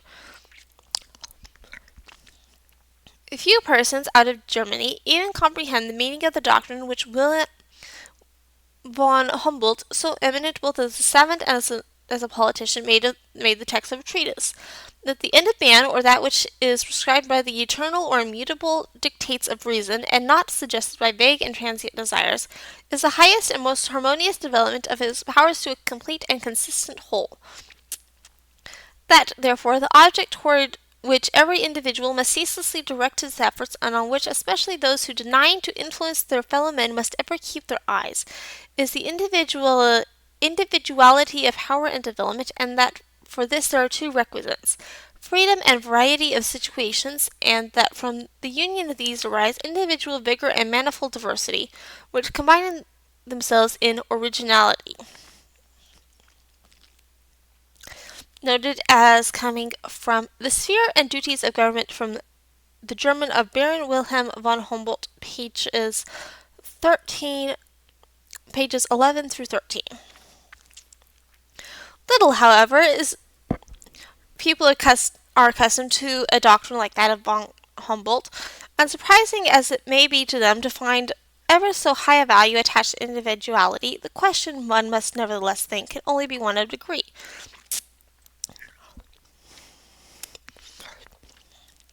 No one's idea of excellence in conduct is that people should do absolutely nothing but copy one another. No one would assert that people ought not to put into their mode of life and into the judgment and into the conduct of their concerns any impress whatever of their own judgment or of their own individual character. On the other hand, it would be absurd to pretend that people ought to live as if nothing whatever had been known in the world before they came into it, as if experience had as yet done nothing towards showing that one mode of existence or of conduct is preferable to another. Nobody denies that people so taught and trained in youth as to know and benefit by the ascertained results of human experience. But it is the privilege and proper condition of a human being, arrived at the maturity of his faculties, to use and interpret experience in his own way. It is for him to find out what part of recorded experience is properly applicable to his own circumstances and character. The tradition and customs of other people are, to a certain extent, evidence of what their experience has taught them, presumptive evidence, and as such have a claim to his deference. But in the first place, their experience may be too narrow, or they may not have interpreted it rightly. Secondly, their interpretation of experience may be correct, but unsuitable to him. Customs are made for customary circumstances and customary characters. In his circumstances or his character may be uncustomary. Thirdly, though the customs be both good as customs and suitable to him, yet to conform to custom merely as custom does not educate or develop in him any of the qualities which are the distinctive endowment of a human being. The human faculties of perception, judgment, discriminative feeling, mental activity, and even moral preference are exercised only in making a choice. He who does nothing because it is the custom, he who does anything because it is the custom, makes no choice. He gains no practice in either discerning or in desiring what is best. The mental and moral, like the muscular powers, are improved only by being used. The faculties are called into no exercise by doing a thing merely because others do it, no more than by believing a thing only because others believe it. If the grounds of an opinion not conclusive to the person's own reason, his reason cannot be strengthened, but is more likely to be weakened by his adopting it. And if the inducements to an act are not such as are consonatious to his own feelings and character, where affection or the rights of others are not concerned, it is so much done towards rendering his feelings and character inert and torpid, instead of active and energetic. He who lets the world, or his own portion of it, choose his plan of life for him, has no need of any other faculty than the ape-like one of imitation. He who chooses his plan for himself employs all his faculties. He must use observation to see, reasoning and judgment to foresee, activity to gather materials for decision, discrimination to decide, and when he has decided, firmness and self-control to hold his deliberate decision. And qualities he requires and exercises exactly in proportion as the part of his conduct which he determines according to his own judgment and feelings is a large one. It is possible that he might be guided in some good path and kept out of harm's way without any of these things. But what will be his comparative worth as a human being? It really is of importance not only what men do, but also what manner of men they are that do it. Among the works of man which human life is rightly employed in perfecting and beautifying, the first in importance is surely man himself. Supposing it were possible to get houses built, corn grown, battles fought, causes tried, and even churches erected and prayers said by machinery, by automations in human form, it would be a considerable loss to exchange for these automatons,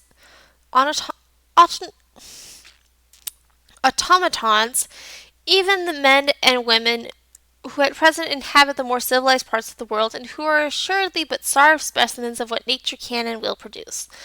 Human nature is not a machine to be built after a model and set to do exactly the work prescribed for it, but a tree which requires to grow and develop itself on all sides according to the tendency of the inward forces which make it a living thing. It will probably be conceded that it is desirable people should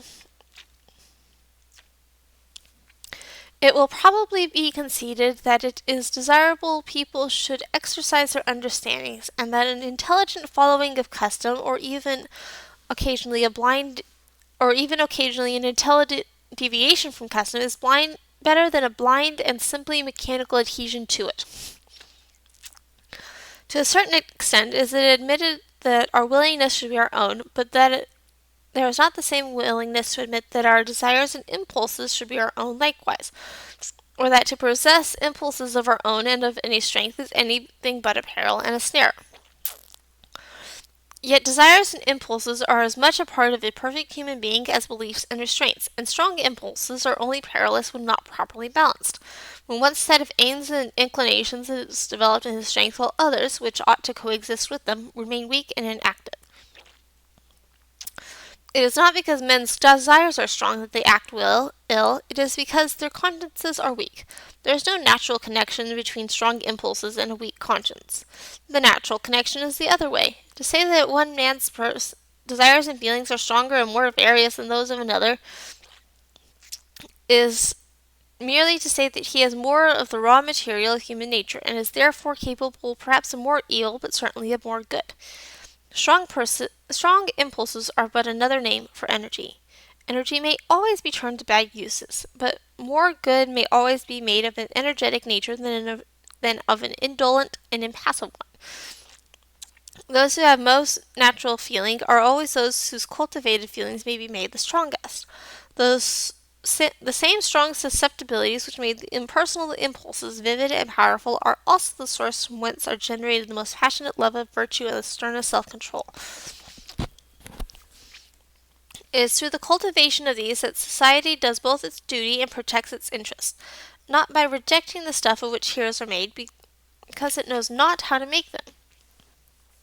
A person whose desires and impulses are his own, are by the expression of his own nature, and has been developed and modified by his own culture, is said to have a character. One whose desires and impulses are not his own has no character, no more than a steam engine has a character. If, in addition to being his own, his impulses are strong and are under the government of a strong will, he has an energetic character. Whoever thinks that individuality of desires and impulses should not be encouraged to unfold itself must maintain that the society has no need of strong natures, is not the better for containing many persons who have much character, and that a high general average of energy is not desirable. In some early states of society, those forces might be, and were, too much ahead of the power which society then possessed for disciplining and controlling them. There has always been a time when the element of spontaneity and individuality was in excess, and the social principle had a hard struggle with it. The difficulty then was to induce men of strong bodies or minds to pay obedience to any rules which required them to control their impulses. To overcome this difficulty, law and discipline, like the Pope struggling against the emperors, asserted a power over the whole man, claiming to control all his life in order to control his character, which society had not found in any other sufficient means of binding. But society has now fairly got the better of individuality, and the danger which threatens human nature is not the excess but the deficiency of personal impulses and preferences.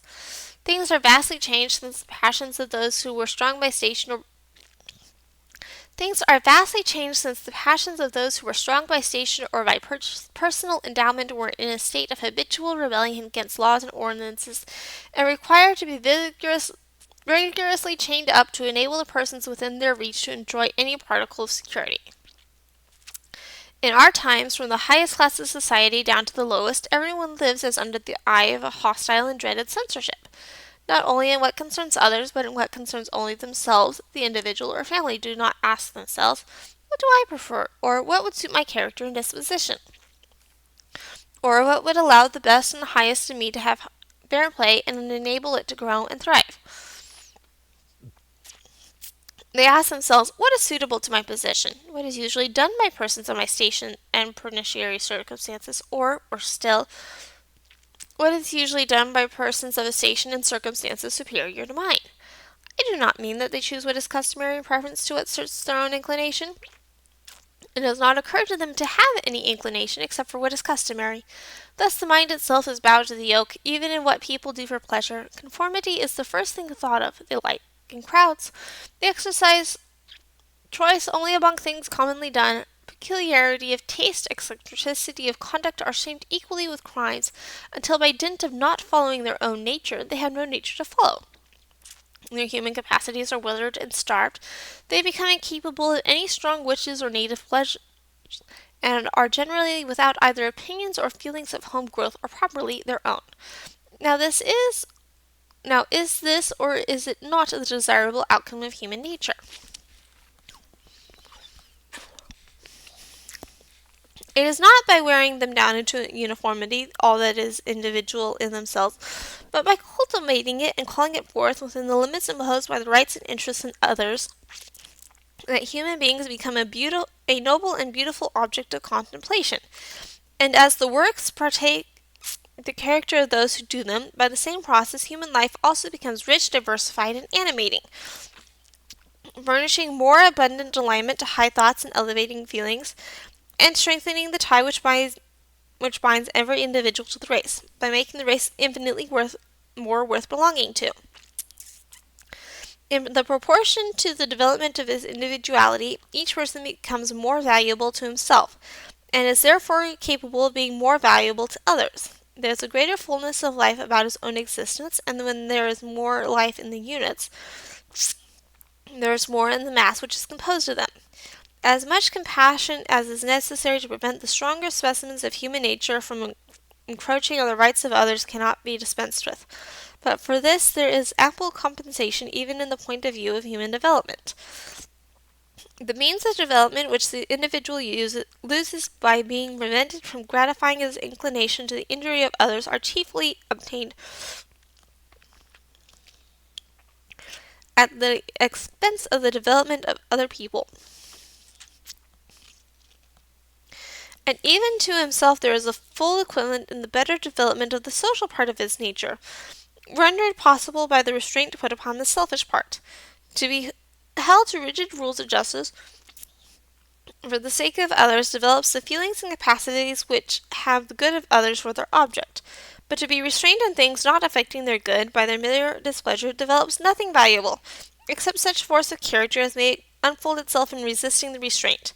If acquiesced in, it dulls and blunts the whole nature. To give any fair play to the nature of each, it is essential that different persons should be allowed to lead different lives.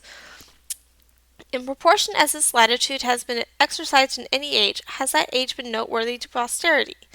Even despotism does not produce its worst effects so long as individuality exists under it, and whatever crushes individuality is despotism, by whatever name it may be called, and whether it professes to be enforcing the will of God or the injunctions of men.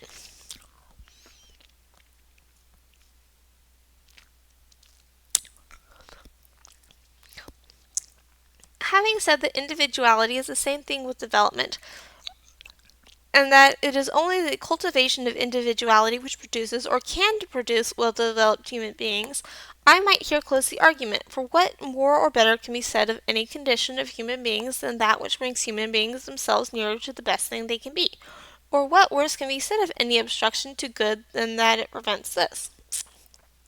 Doubtless, however, these considerations will not suffice to convince those who most need convincing, and it is necessary further to show that these developed human beings are of some use to the undeveloped, to point out to those who do not desire liberty and would not avail themselves of it, that they may be in some intelligible manner rewarded for allowing other people to make use of it without hindrance. In the first place, then, I would suggest that they might possibly learn something from them.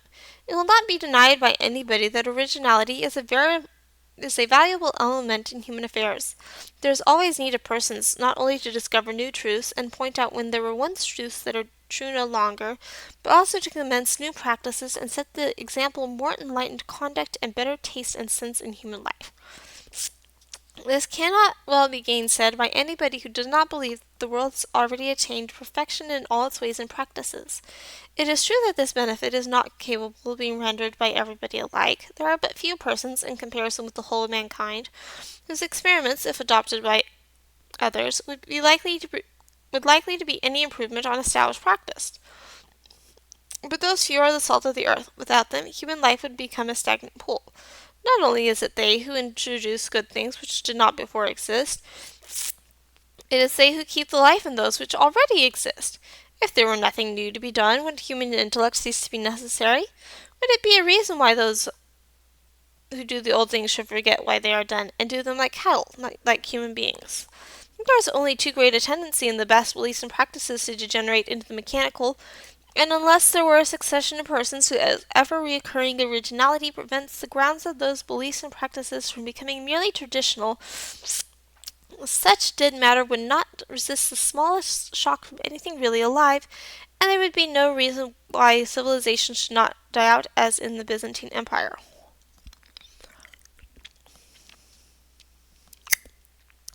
Persons of genius, it is true, are always likely to be a small minority, but in order to have them, it is necessary to preserve the soil in which they grow.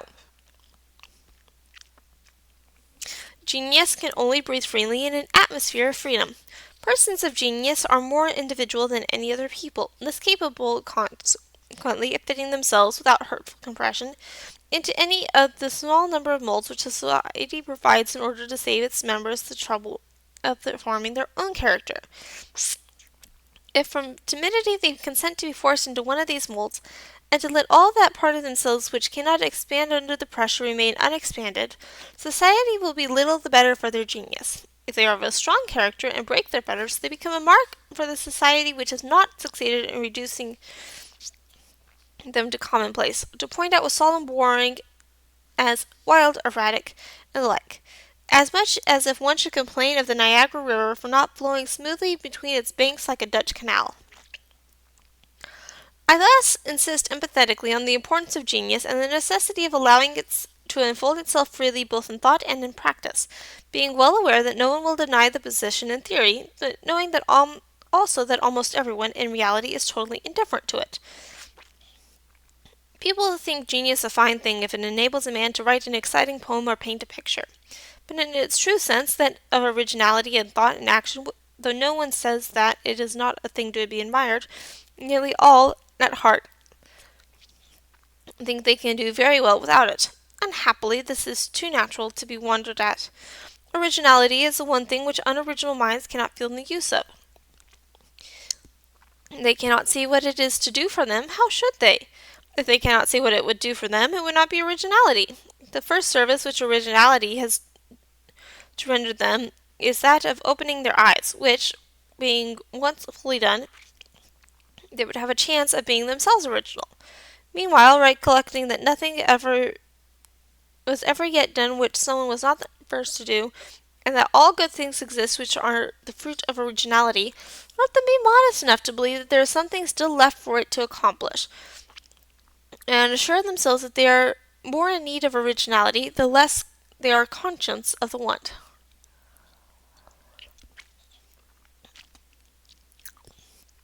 In sober truth, whatever homage may be professed or even paid to real or supposed mental superiority, the general tendency of things throughout the world is to render mediocrity the ascendant power among mankind. In ancient history, in the Middle Ages, and in a diminishing degree through the long transition from feudality to the present time, the individual was a power in himself, and if he had either great talents or a high social position, he was a considerable power. At present, individuals are lost in the crowd. In politics, it is almost a triviality to say that public opinion now rules the world. The only power deserving of the name is that of the masses, and of governments, while they make themselves the organ of the tendencies and instinct of masses. This is as true in the moral and social relations of private life as in public transactions. Those whose opinions go by the name of public opinion are not always the same sort of public. In America, they are the whole white population. In England, chiefly the middle class. But they are always a mass, that is to say, collective mediocrity. And what is still a greater novelty, the mass do not now take their opinions from dignitaries in church or state, from insensible leaders, or from books. Their thinking is done for them by men much like themselves, addressing them or speaking in their name on the spur of the moment through the newspapers. I am not complaining of all of this. I do not assert that anything better is compatible, as a general rule, with the present low state of the human mind. But that does not hinder the government of mediocrity from being a mediocre government. No government by democracy or a numerous aristocracy, either in its political acts or in the opinions, qualities, and tone of mind which it fosters, ever did or could rise above mediocrity, except in so far as a sovereign. Many have let themselves be guided, which in their best times they always have done, by the counsels and influence of a more highly gifted and instructed one or few. The initiation of all wise and noble things comes and must come from individuals, generally at first from some one individual. The honor and glory of the average man is that is capable of following that initiative, that he can respond internally to wise and noble things and be led to them with his eyes open. I am not countenancing the sort of hero worship which applauds the strong man of genius for forcibly seizing on the government of the world and making it do his bidding in spite of itself. All he can claim is freedom to point out the way. The power of compelling others into it is not only inconsistent with the freedom and development of all the rest, but corrupting to the strong man himself. It does seem, however, that when the opinions of masses of merely average men are everywhere becoming the dominant power, the counterpoise and corrective to that tendency would be the more and more pronounced individuality of those who stand on the higher eminences of thought. It is in these circumstances most especially that exceptional individuals, instead of being deterred, should be encouraged in acting differently from the mass. In other times there was no advantage in their doing so, unless they acted not only differently, but better. In this age, the mere example of nonconformity, the mere refusal to bend the knee to custom, is itself a service, precisely because the tyranny of opinion is such to make eccentricity a reproach. It is desirable, in order to break through that tyranny, that people should be eccentric. Eccentricity has always abounded when and where strength of character has abounded, and the amount of eccentricity in a society has generally been proportional to the amount of genius, mental vigor, and moral courage it contained. That so few now dare to be eccentric marks the chief danger of the time.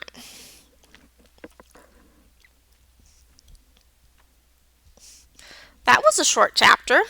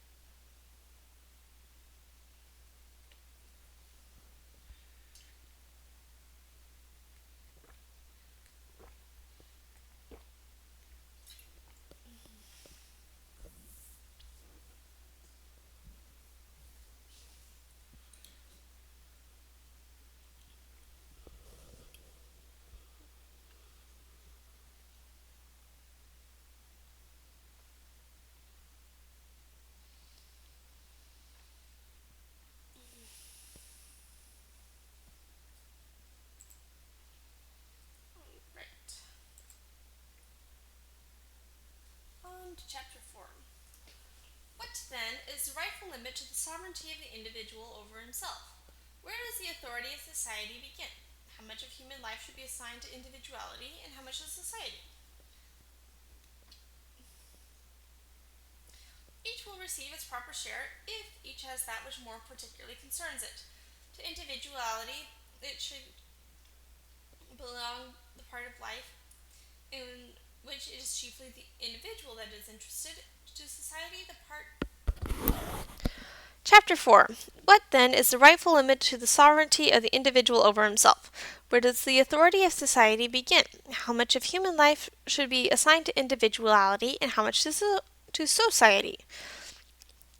Each will receive its proper share if each has that which more particularly concerns it. To individuality should belong the part of life in which it is chiefly the individual that is interested. To society, the part which chiefly interests society. Though society is not founded on a contract, and through no good purpose is answered by inventing a contract in order to deduce social obligations from it, everyone who receives the protection of society owes a return for the benefit, and the fact of living in society renders it indispensable that each should be bound to observe a certain line of conduct towards the rest.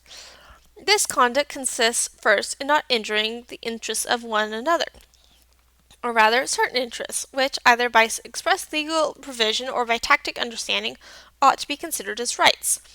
And secondly, in each person's bearing his share to be fixed on some equitable principle of the labors and sacrifices incurred for defending the society or its members from injury and molestation. These conditions society is justified as enforcing, at all costs to those who endeavor to withhold fulfillment. Nor is this all that society may do. The acts of an individual may be hurtful to others, or wanting in due consideration for their welfare, without going to the length of violating any of their constituted rights. The offender may then be justly punished by opinion, though not by law. As soon as any part of a person's conduct affects prejudicially the interests of others, society has jurisdiction over it, and the question whether the general welfare will or will not be promoted by interfering with it becomes open to discussion. But there is no room for entertaining any such question when a person's conduct affects the interests of no persons besides themselves, or need not affect them unless they like, all the persons concerned being of full age and the ordinary amount of understanding. In all such cases, there should be perfect freedom, legal and social, to do the action and stand the consequences. It would be a great misunderstanding of this doctrine to suppose that it is one of selfish indifference, which pretends that human beings have no business with each other's conduct in life, and that they should not concern themselves about the well-doing or well-being of one another unless their own interest is involved. Instead of any diminution, there is need of great increase of disinterested exertion to promote the good of others. But disinterested benevolence can find other instruments to persuade people to their good than whips and scourges, either of the literal or metaphorical sort. I am the last person to undervalue the self-regarding virtues. They are only the second in importance, if even second, to the social. It is equally the business of education to cultivate them both. But even education works by conviction and persuasion as well as by compulsion, and it is by the former only that, when the period of education is past, the self-regarding virtues should be inoculated. Human beings owe each other to help to distinguish the better from the worse, and encouragement to choose the former and avoid the latter. They should be forever stimulating each other to increased exercise of their higher faculties, increased direction of their feelings, aims towards wise instead of foolish, elevating instead of degrading objects and contemplations. But neither one person nor any number of persons is warranted in saying to another creature of ripe years that he shall not do with his own life for his own benefit what he chooses to do with it. He is the person most interested in his own well-being.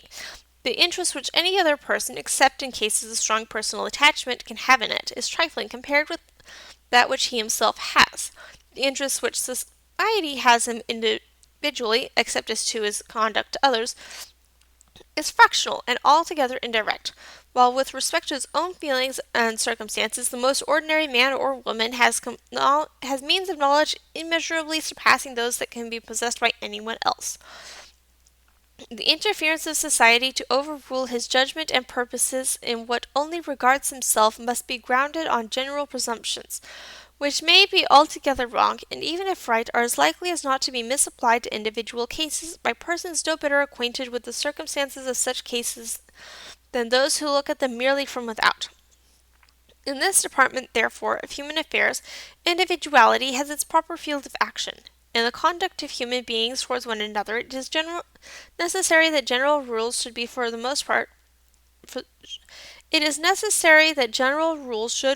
part be observed, in order that people may know what they have to expect. But in each person's own concerns, his individual spontaneity is entitled to free exercise.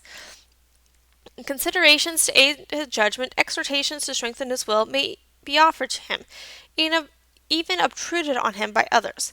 But he himself is the final judge. All errors which he is likely to commit against advice and warning are far outweighed by the evil of allowing others to constrain him to what they deem his good.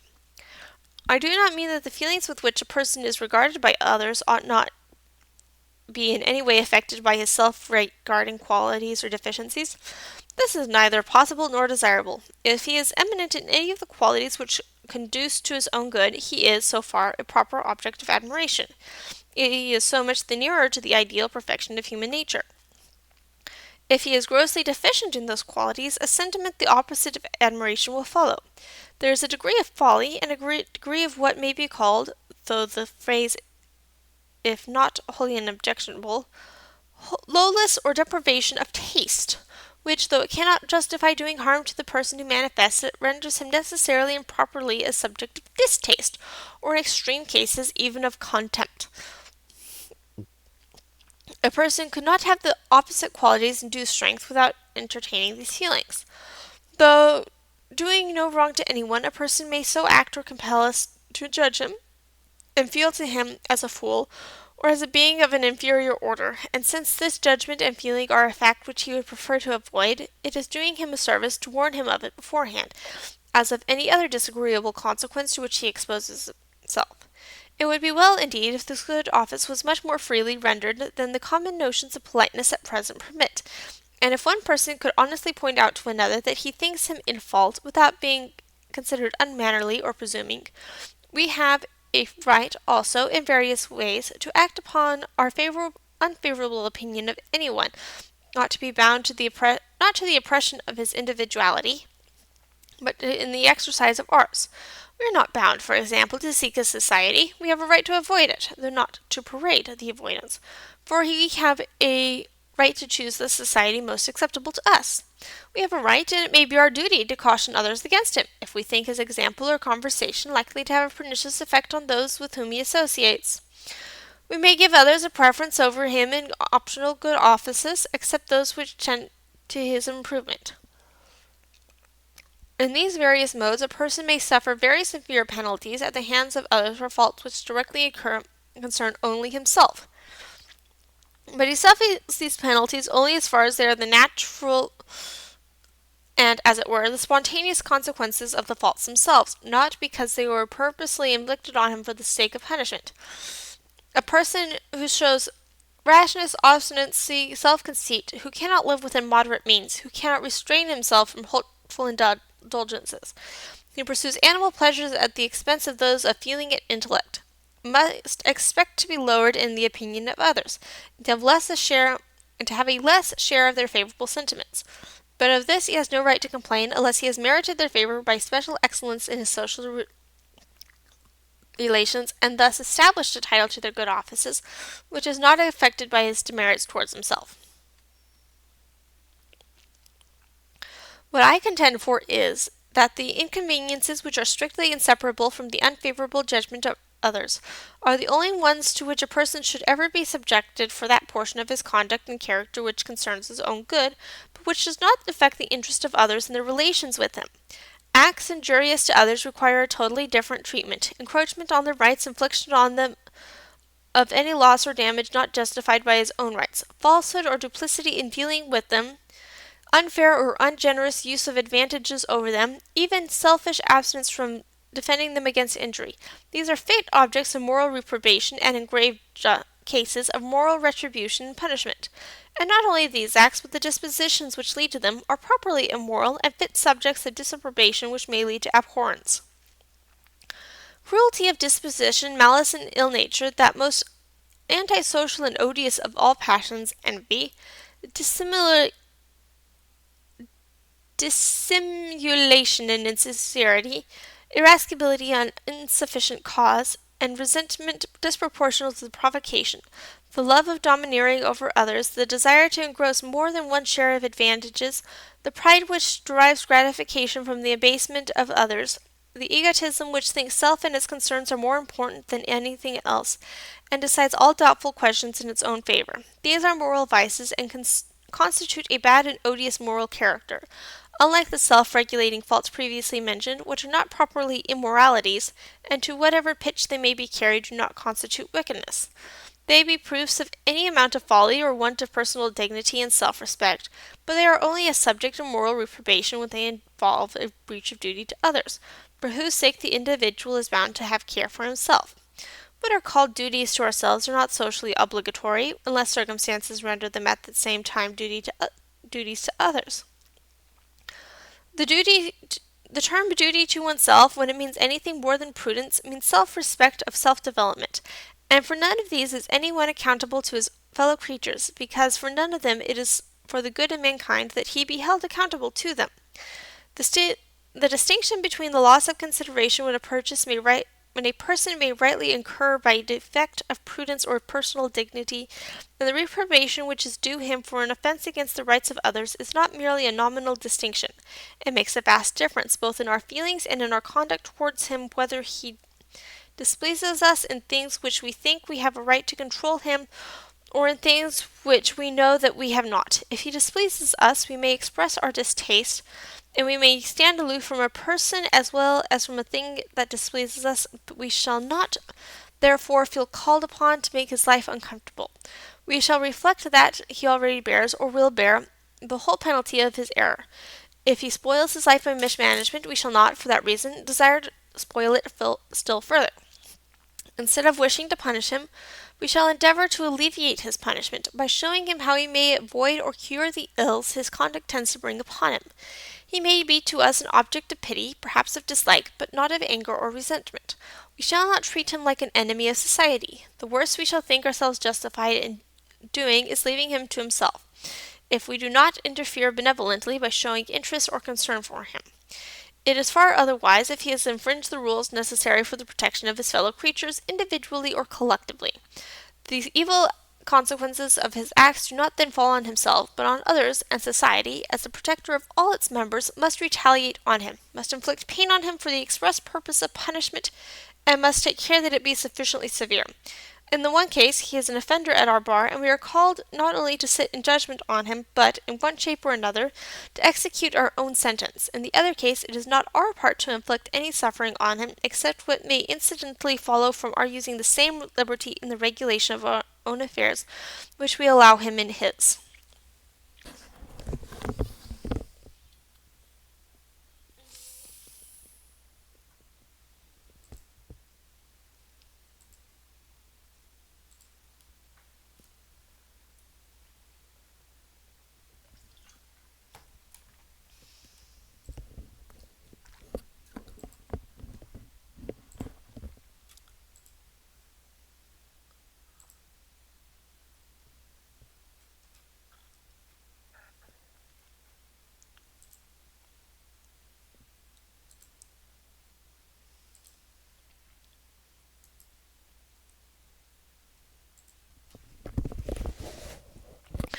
The distinction here pointed out between the part of a person's life which concerns only himself and that which concerns others, many persons will refuse to admit.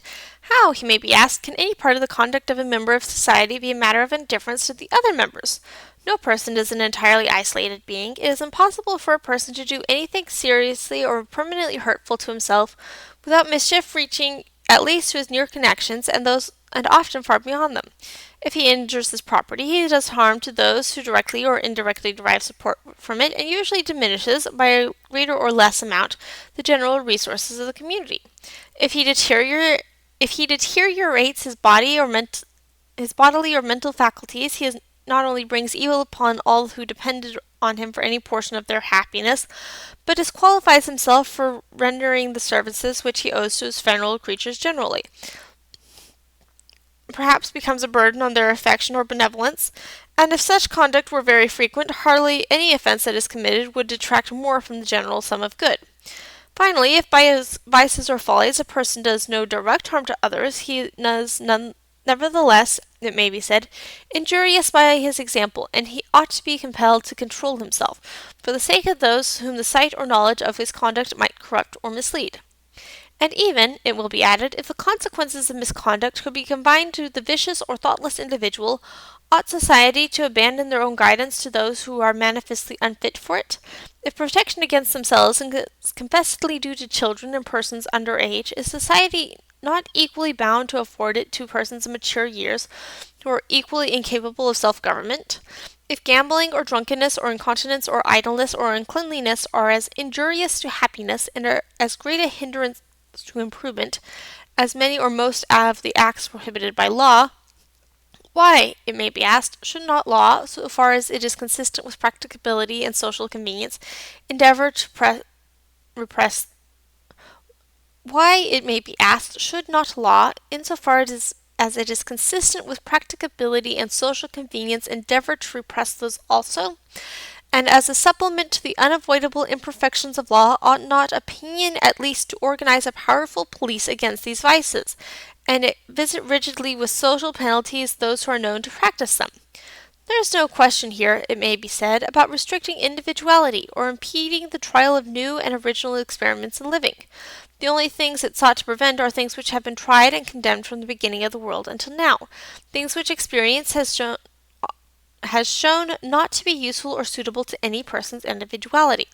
There must be some length of time and amount of experience after which a moral or prudential truth may be regarded as established, and it is merely desired to prevent generation after generation from falling into the same precipice which has been fatal to their predecessors.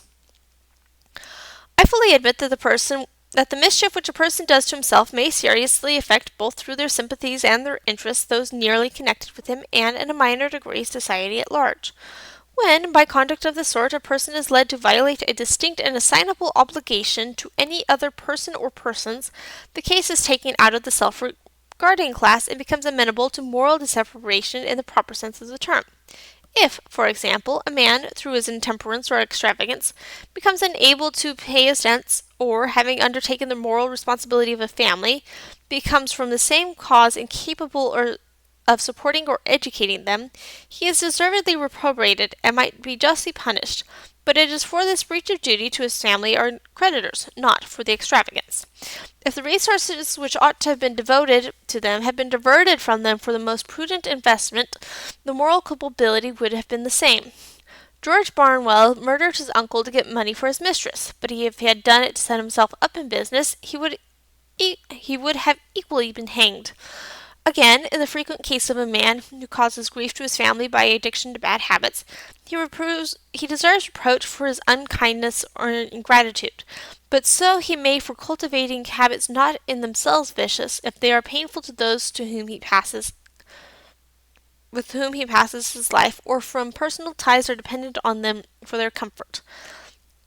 Whoever fails in the consideration generally due to the interests and feelings of others, not being compelled by some more imperative duty, or justified by allowable self-preference, is the subject of moral disapprobation for that failure, not for the cause of it, nor for the errors, merely personal to himself, which may have remotely led to it. In like manner, when a person disables himself by conduct purely self-regarding from the performance of some definite duty incumbent on him to the public, he is guilty of a social offence. No person ought to be punished for simply being drunk, but a soldier or a policeman should be punished for being drunk on duty. Whenever, in short, there is a definite damage or a definite risk of damage either to an individual or to the public, the case is taken out of the province of liberty and placed in that of morality or law. But with regard to the merely contingent, or as it may be called, constructive injury which a person causes to society, by conduct which neither violates any specific duty to the public, nor occasions perceptible hurt to any assignable individual except himself, the inconvenience is one which society can afford to bear, for the sake of the greater good of human freedom. If grown persons are to be punished for not taking proper care of themselves, I would rather it were for their own sake, than under pretense of preventing them from impairing their duty of understanding.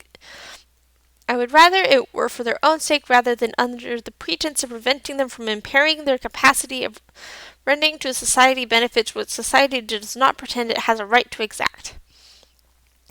But I cannot consent to argue the point as if society had no means of bringing its weaker members up to its ordinary standard of rational conduct, except waiting till they do something irrational, then punishing them, legally or morally, for it.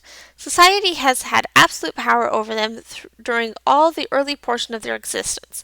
It has had the whole period of childhood and nonage in which to try whether it could make them capable of rational conduct in life. The existing generation is master both of the training and the entire circumstances of the generation to come. It cannot indeed make them perfectly wise and good, because it is itself so lamentably deficient in goodness and wisdom, and its best efforts are not always, in individual cases, its most successful ones. But it is perfectly well able to make the rising generation as a whole as good as, and a little better than, itself. If society lets any considerable number of its members grow up as mere children, incapable of being acted on by rational consideration of distant motives, society has itself to blame for the consequences. Armed not only with all the powers of education, but with the ascendancy which the authority of a received opinion always exercises over their minds who are least fitted to judge for themselves, and aided by the natural penalties which cannot be prevented from falling on those who incur the distaste or the contempt of those who know them, let not society pretend that it needs, besides all this, the power to issue commands and enforce obedience in the personal concerns of individuals, which, on all principles of justice and policy, the decision ought to rest with those who are to abide the consequences.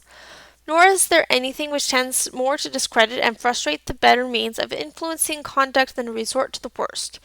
If there be among those whom it is attempted to coerce into prudence or temperance any of the material which vigorous and independent characters are made, they will infallibly repel against the yoke. No such person will ever feel that others have a right to control him in his concerns, such as they have to prevent him from injuring them in theirs.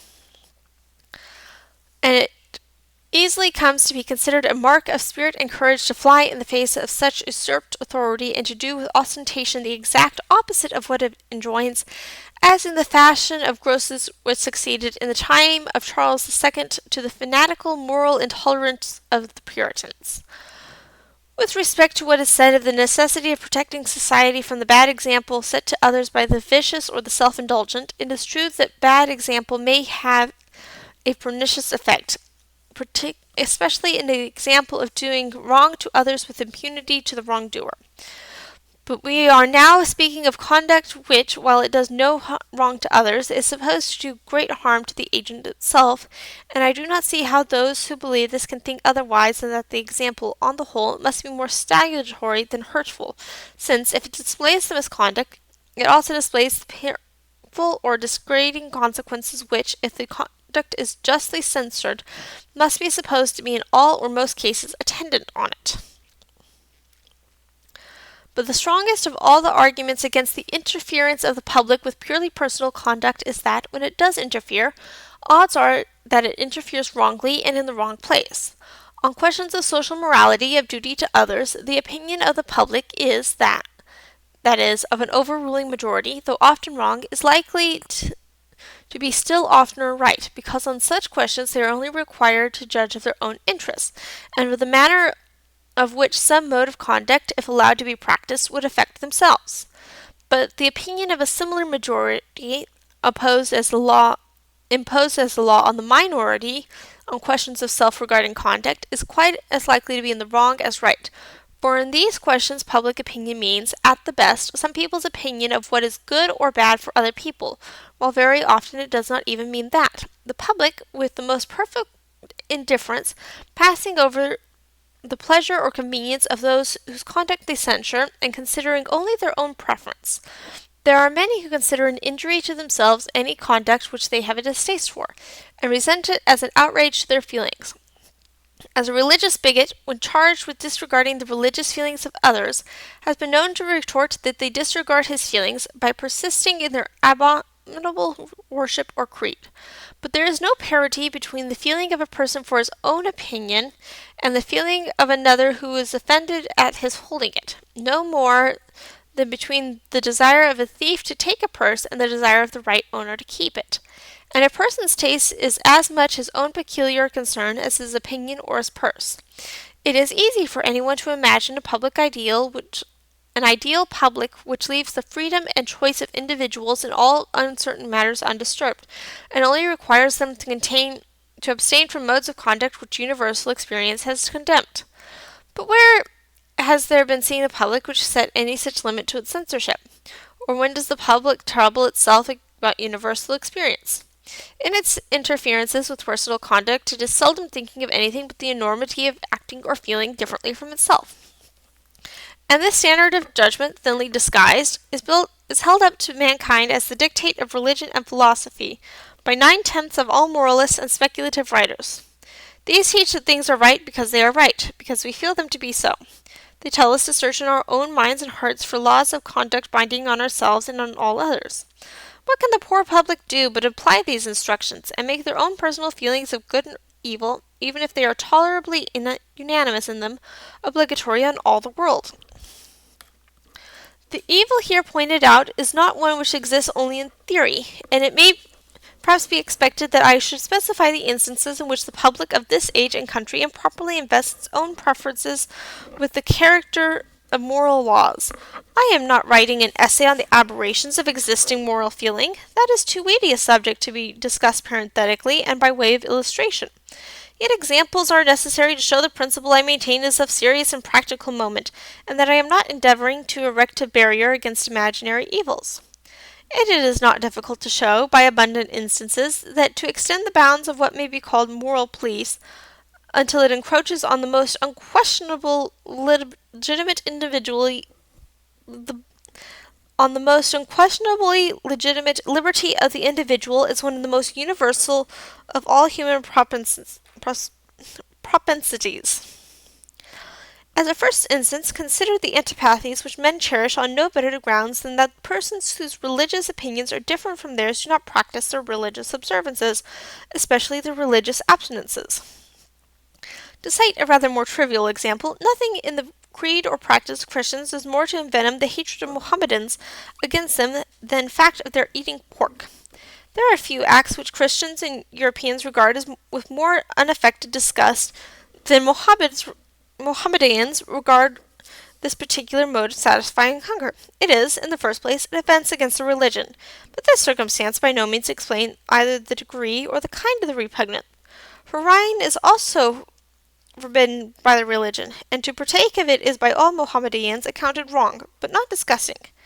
Their aversion to the flesh of the unclean beast is, on the contrary, that of peculiar character, resembling an instinctive antipathy with which the idea of uncleanliness, once it thoroughly sinks into the feelings, always seems to excite even in those whose personal habits are anything but scrupulously clean, and on the sentiment and of which the sentiment of religious impurity, so intense in the Hindus, is a remarkable example. Suppose now that a people of which the majority were Mohammedans, that majority would insist on not permitting pork to be eaten within the limits of the country. This would be nothing new in Mohammedan countries. There is a note. The case of the Bombay Parsis is a curious instance in point.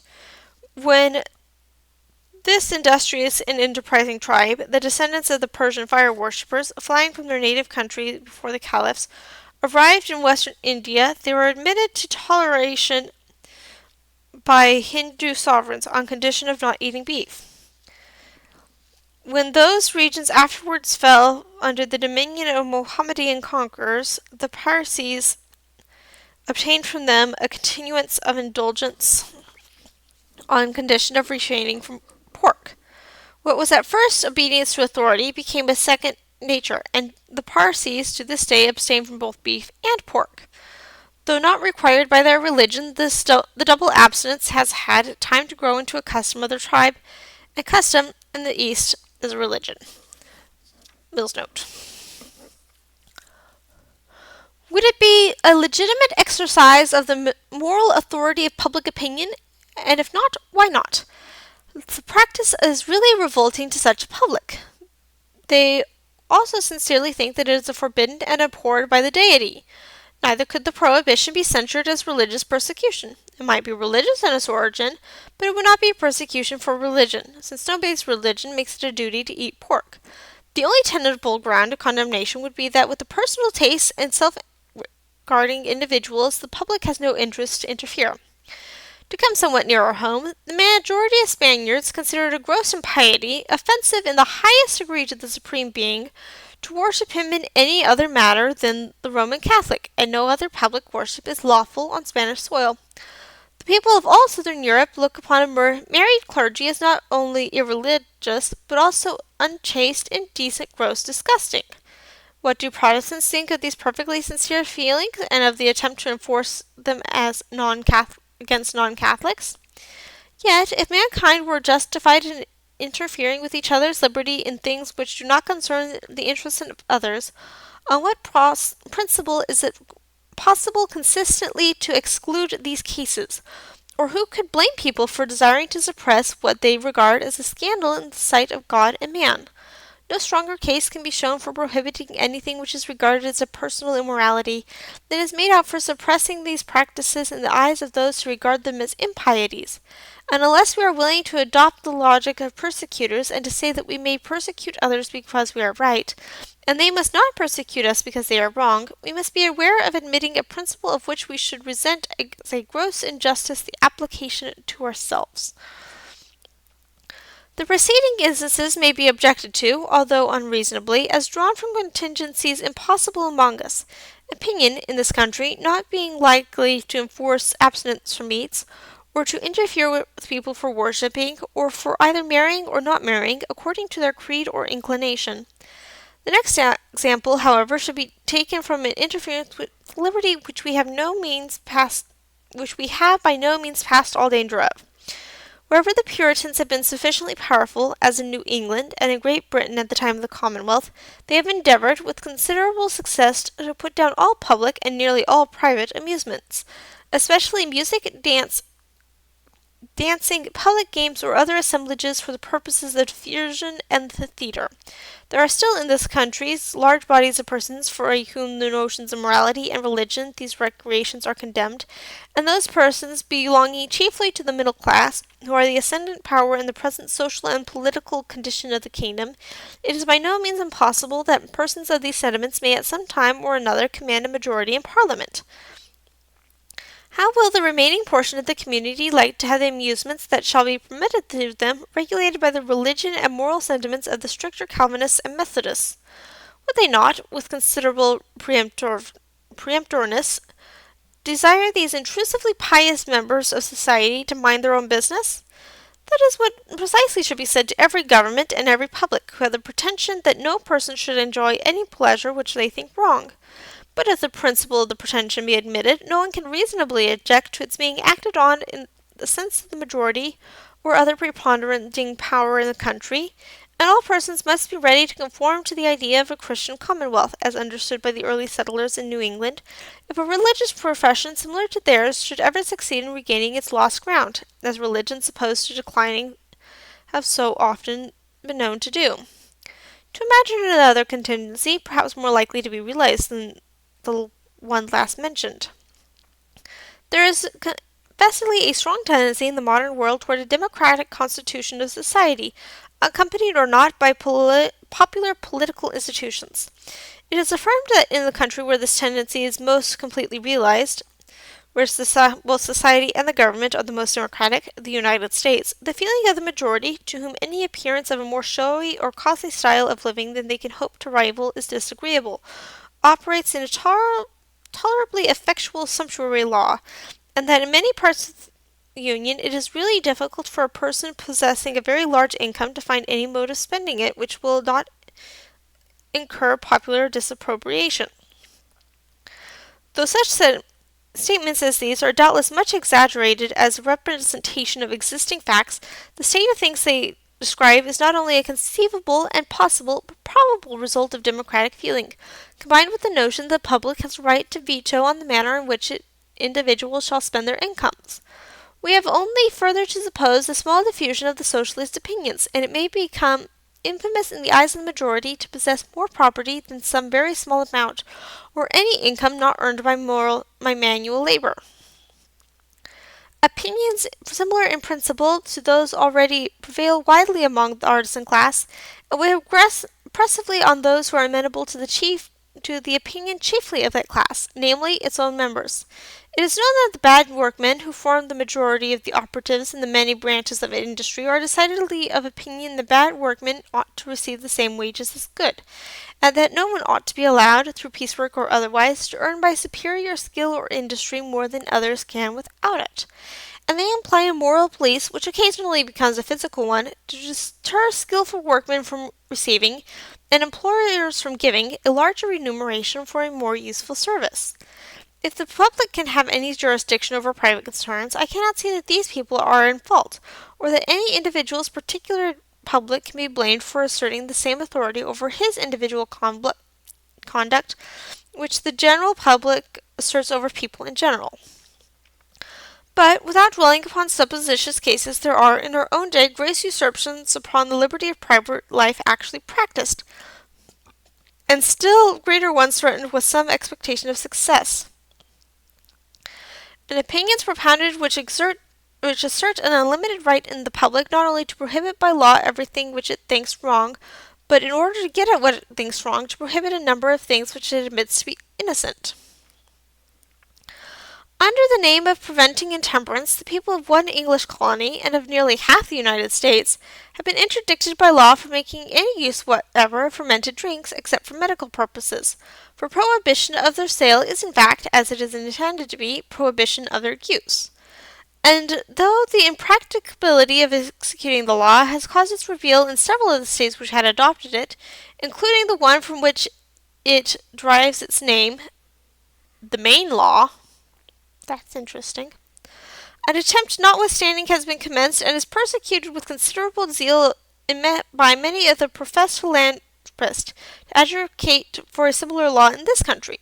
The association, or alliance as it terms itself, which has been formed for this purpose, has acquired some notoriety through the public given to a correspondence between its secretary and one of the very few English public men who hold that politicians' opinions ought to be founded on principles.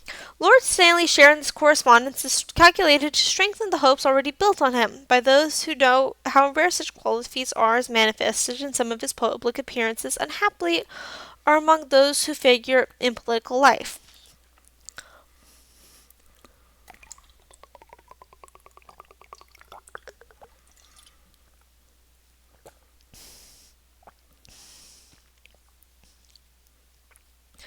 The organ of the alliance, who would deeply deplore the recognition of any principle which could be wrested to justify bigotry and persecution, undertakes to point out that the broad and impassable barrier which divides such principles from those of the association.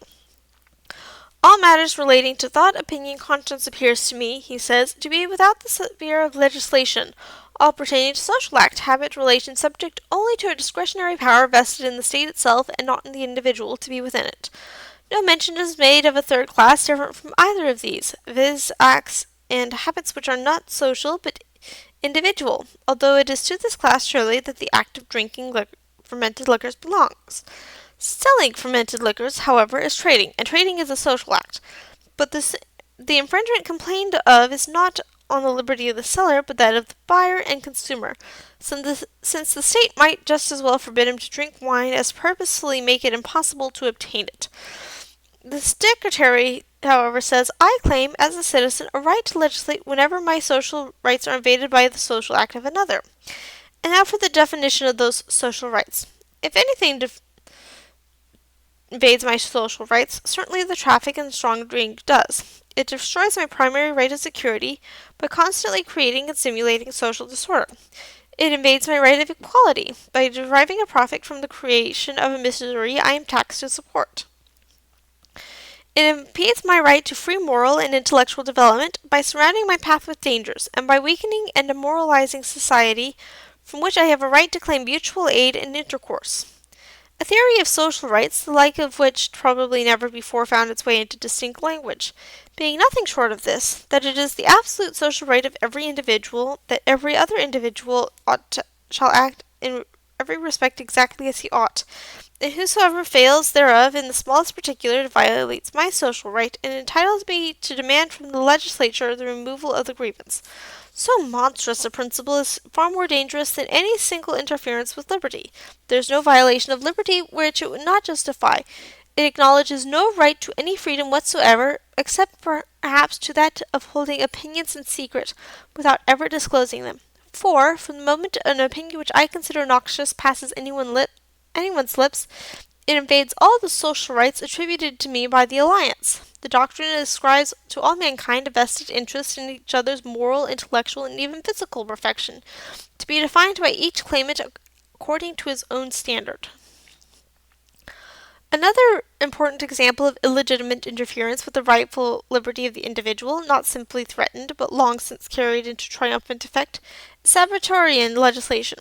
Without doubt, absence on one day of the week, so far as the exigencies of life permit, from the usual daily occupation, though in no respect religiously binding on any except Jews, is a highly beneficial custom, and inasmuch as this custom cannot be observed without a general consent to that effect among the industrious classes, therefore, in so far as some persons by working may impose the same necessity on others, it may be allowable and right that the law should guarantee to each the observance by others of the custom, by suspending the greater operations of industry on a particular day. But this justification, grounded on the direct interest which others have in each individual's observance of the practice, does not apply to the self-chosen occupations which a person may think fit to employ his leisure, nor does it hold good in the smallest degree for legal restrictions on amusements. It is true that the amusement of some is the day's work of others, but the pleasure, not to say the useful recreation, of many is worth the labor of a few, provided the occupation is freely chosen and can be freely resigned. The operatives are perfectly right in thinking that if all worked on Sunday, 7 days' work would have to be given for 6 days' wages. But so long as the great mass of employments are suspended, the small number who for the enjoyment of others must still work, obtain a proportional increase of earnings, and they are not obligated to follow those occupations if they prefer leisure to emolument. If a further remedy is sought, it might be found in the establishment by custom of a holiday on some other day of the week for those particular classes of persons. The only ground, therefore, on which restrictions on Sunday amusements can be defended is that they must be that they are religiously wrong, a motive of legislation which could never be too earnestly protested against. It remains to be proved that society or any of its officers holds a commission from on high to avenge any supposed offense to omnipotence, which is not only a wrong to our fellow creatures. The notion that it is one man's duty that another should be religious was the foundation of all the religious persecutions ever perpetrated, and if admitted would fully justify them. Though the feeling which breaks out in the repeated attempts to stop railway travelling on Sunday, and the resistance to the opening of museums and the like, has not the cruelty of the old persecutors, the state of mind indicated by it is fundamentally the same. As a determination not to tolerate others in doing what is permitted by their religion, because it is not permitted by the persecutor's religion. It is a belief that God not only abominates the act of the misbeliever, but will not hold us guiltless if we leave him unmolested. I cannot refrain from adding to these examples of the little account commonly made of human liberty, the language of downright persecution which breaks out from the press of this country whenever it feels called on to notice the remarkable phenomenon of Mormonism. Much might be said on the unexpected and instructive fact that an alleged new revelation, and a religion founded on it, the product of palpable imposture, not even supported by the prestige of its extraordinary qualities in its founder, is believed by hundreds of thousands, and has been made the foundation of a society in the age of newspapers, railways, and the electric telegraph. What here concerns us is that this religion, like other and better religion, has its martyrs, that its prophet and founder was, for his teaching, put to death by a mob, and that others of its adherents lost their lives by the same lawless violence, that they were forcibly expelled in a body from the country in which they first grew up, while, now that they have been chased into a solitary recess in the middle of a desert, many in this country openly declare that it would be right, only that it is not convenient, to send an expedition against them, and compel them by force to conform to the opinions of other people. The article of the Mormonite doctrine, which is the chief provocative to the antipathy which thus breaks through the ordinary restraints of religious intolerance, is the sanction of polygamy, which, though permitted to Mohammedans and Hindus and Chinese, seems to excite unquenchable animosity when practiced by persons who speak English and profess to be a kind of Christians. No one has a deeper disapprobation than I have of this Mormon institution, both for other reasons and because, far away from being in any way countenanced by the principle of liberty, it is a direct infraction to that principle, being a mere riveting of the chains of one half of the community, and an emancipation of the other from reciprocity of obligation towards them. Still, it must be remembered in this relation that this relation is as much voluntary on the part of the women concerned in it, and who may be deemed the sufferers by it, as is the case with any other forms of the marriage institution.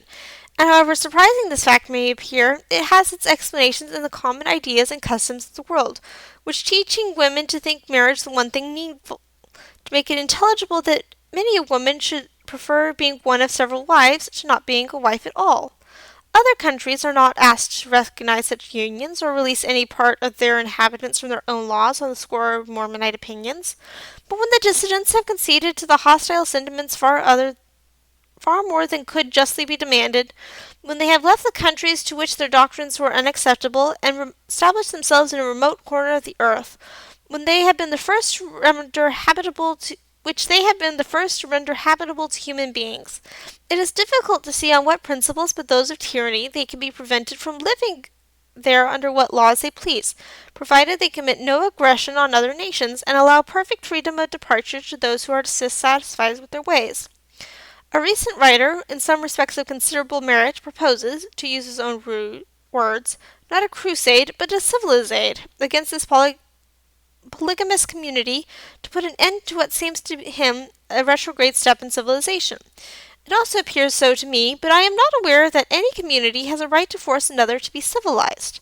So long as the sufferers by the bad law do not invoke assistance from other communities, I cannot admit that persons entirely unconnected with them ought to step in and require that a condition of all things with which all who are directly interested appear to be satisfied should be put to an end because it is a scandal to persons some thousands of miles distant, who have no part or concern in it. Let them send missionaries, if they please, to preach against it, and let them, by any fair means, of which silencing the teachers is not one, oppose the mean progress of similar doctrines among their own people. If civilization has got the better of barbarism when barbarianism had the world to itself, it is too much to profess to be afraid lest barbarianism, after having been fairly got under, should revive and conquer civilization. A civilization that can thus succumb to its vanquished enemy must first have become so degenerate that neither its appointed priests and teachers, nor anybody else, has the capacity or will take the trouble to stand up for it. If this be so, the sooner a civilization receives notice to quit, the better. It can only go on from bad to worse until destroyed and regenerated, like the Western Empire, by energetic barbarians. The final note. Mill's concluding chapter, entitled Applications, adduces material illustrative of the principles stated above. And that will be all of that for today. I will put up a poll for what we are reading next, and I will see you all then. You have a nice day. Bye.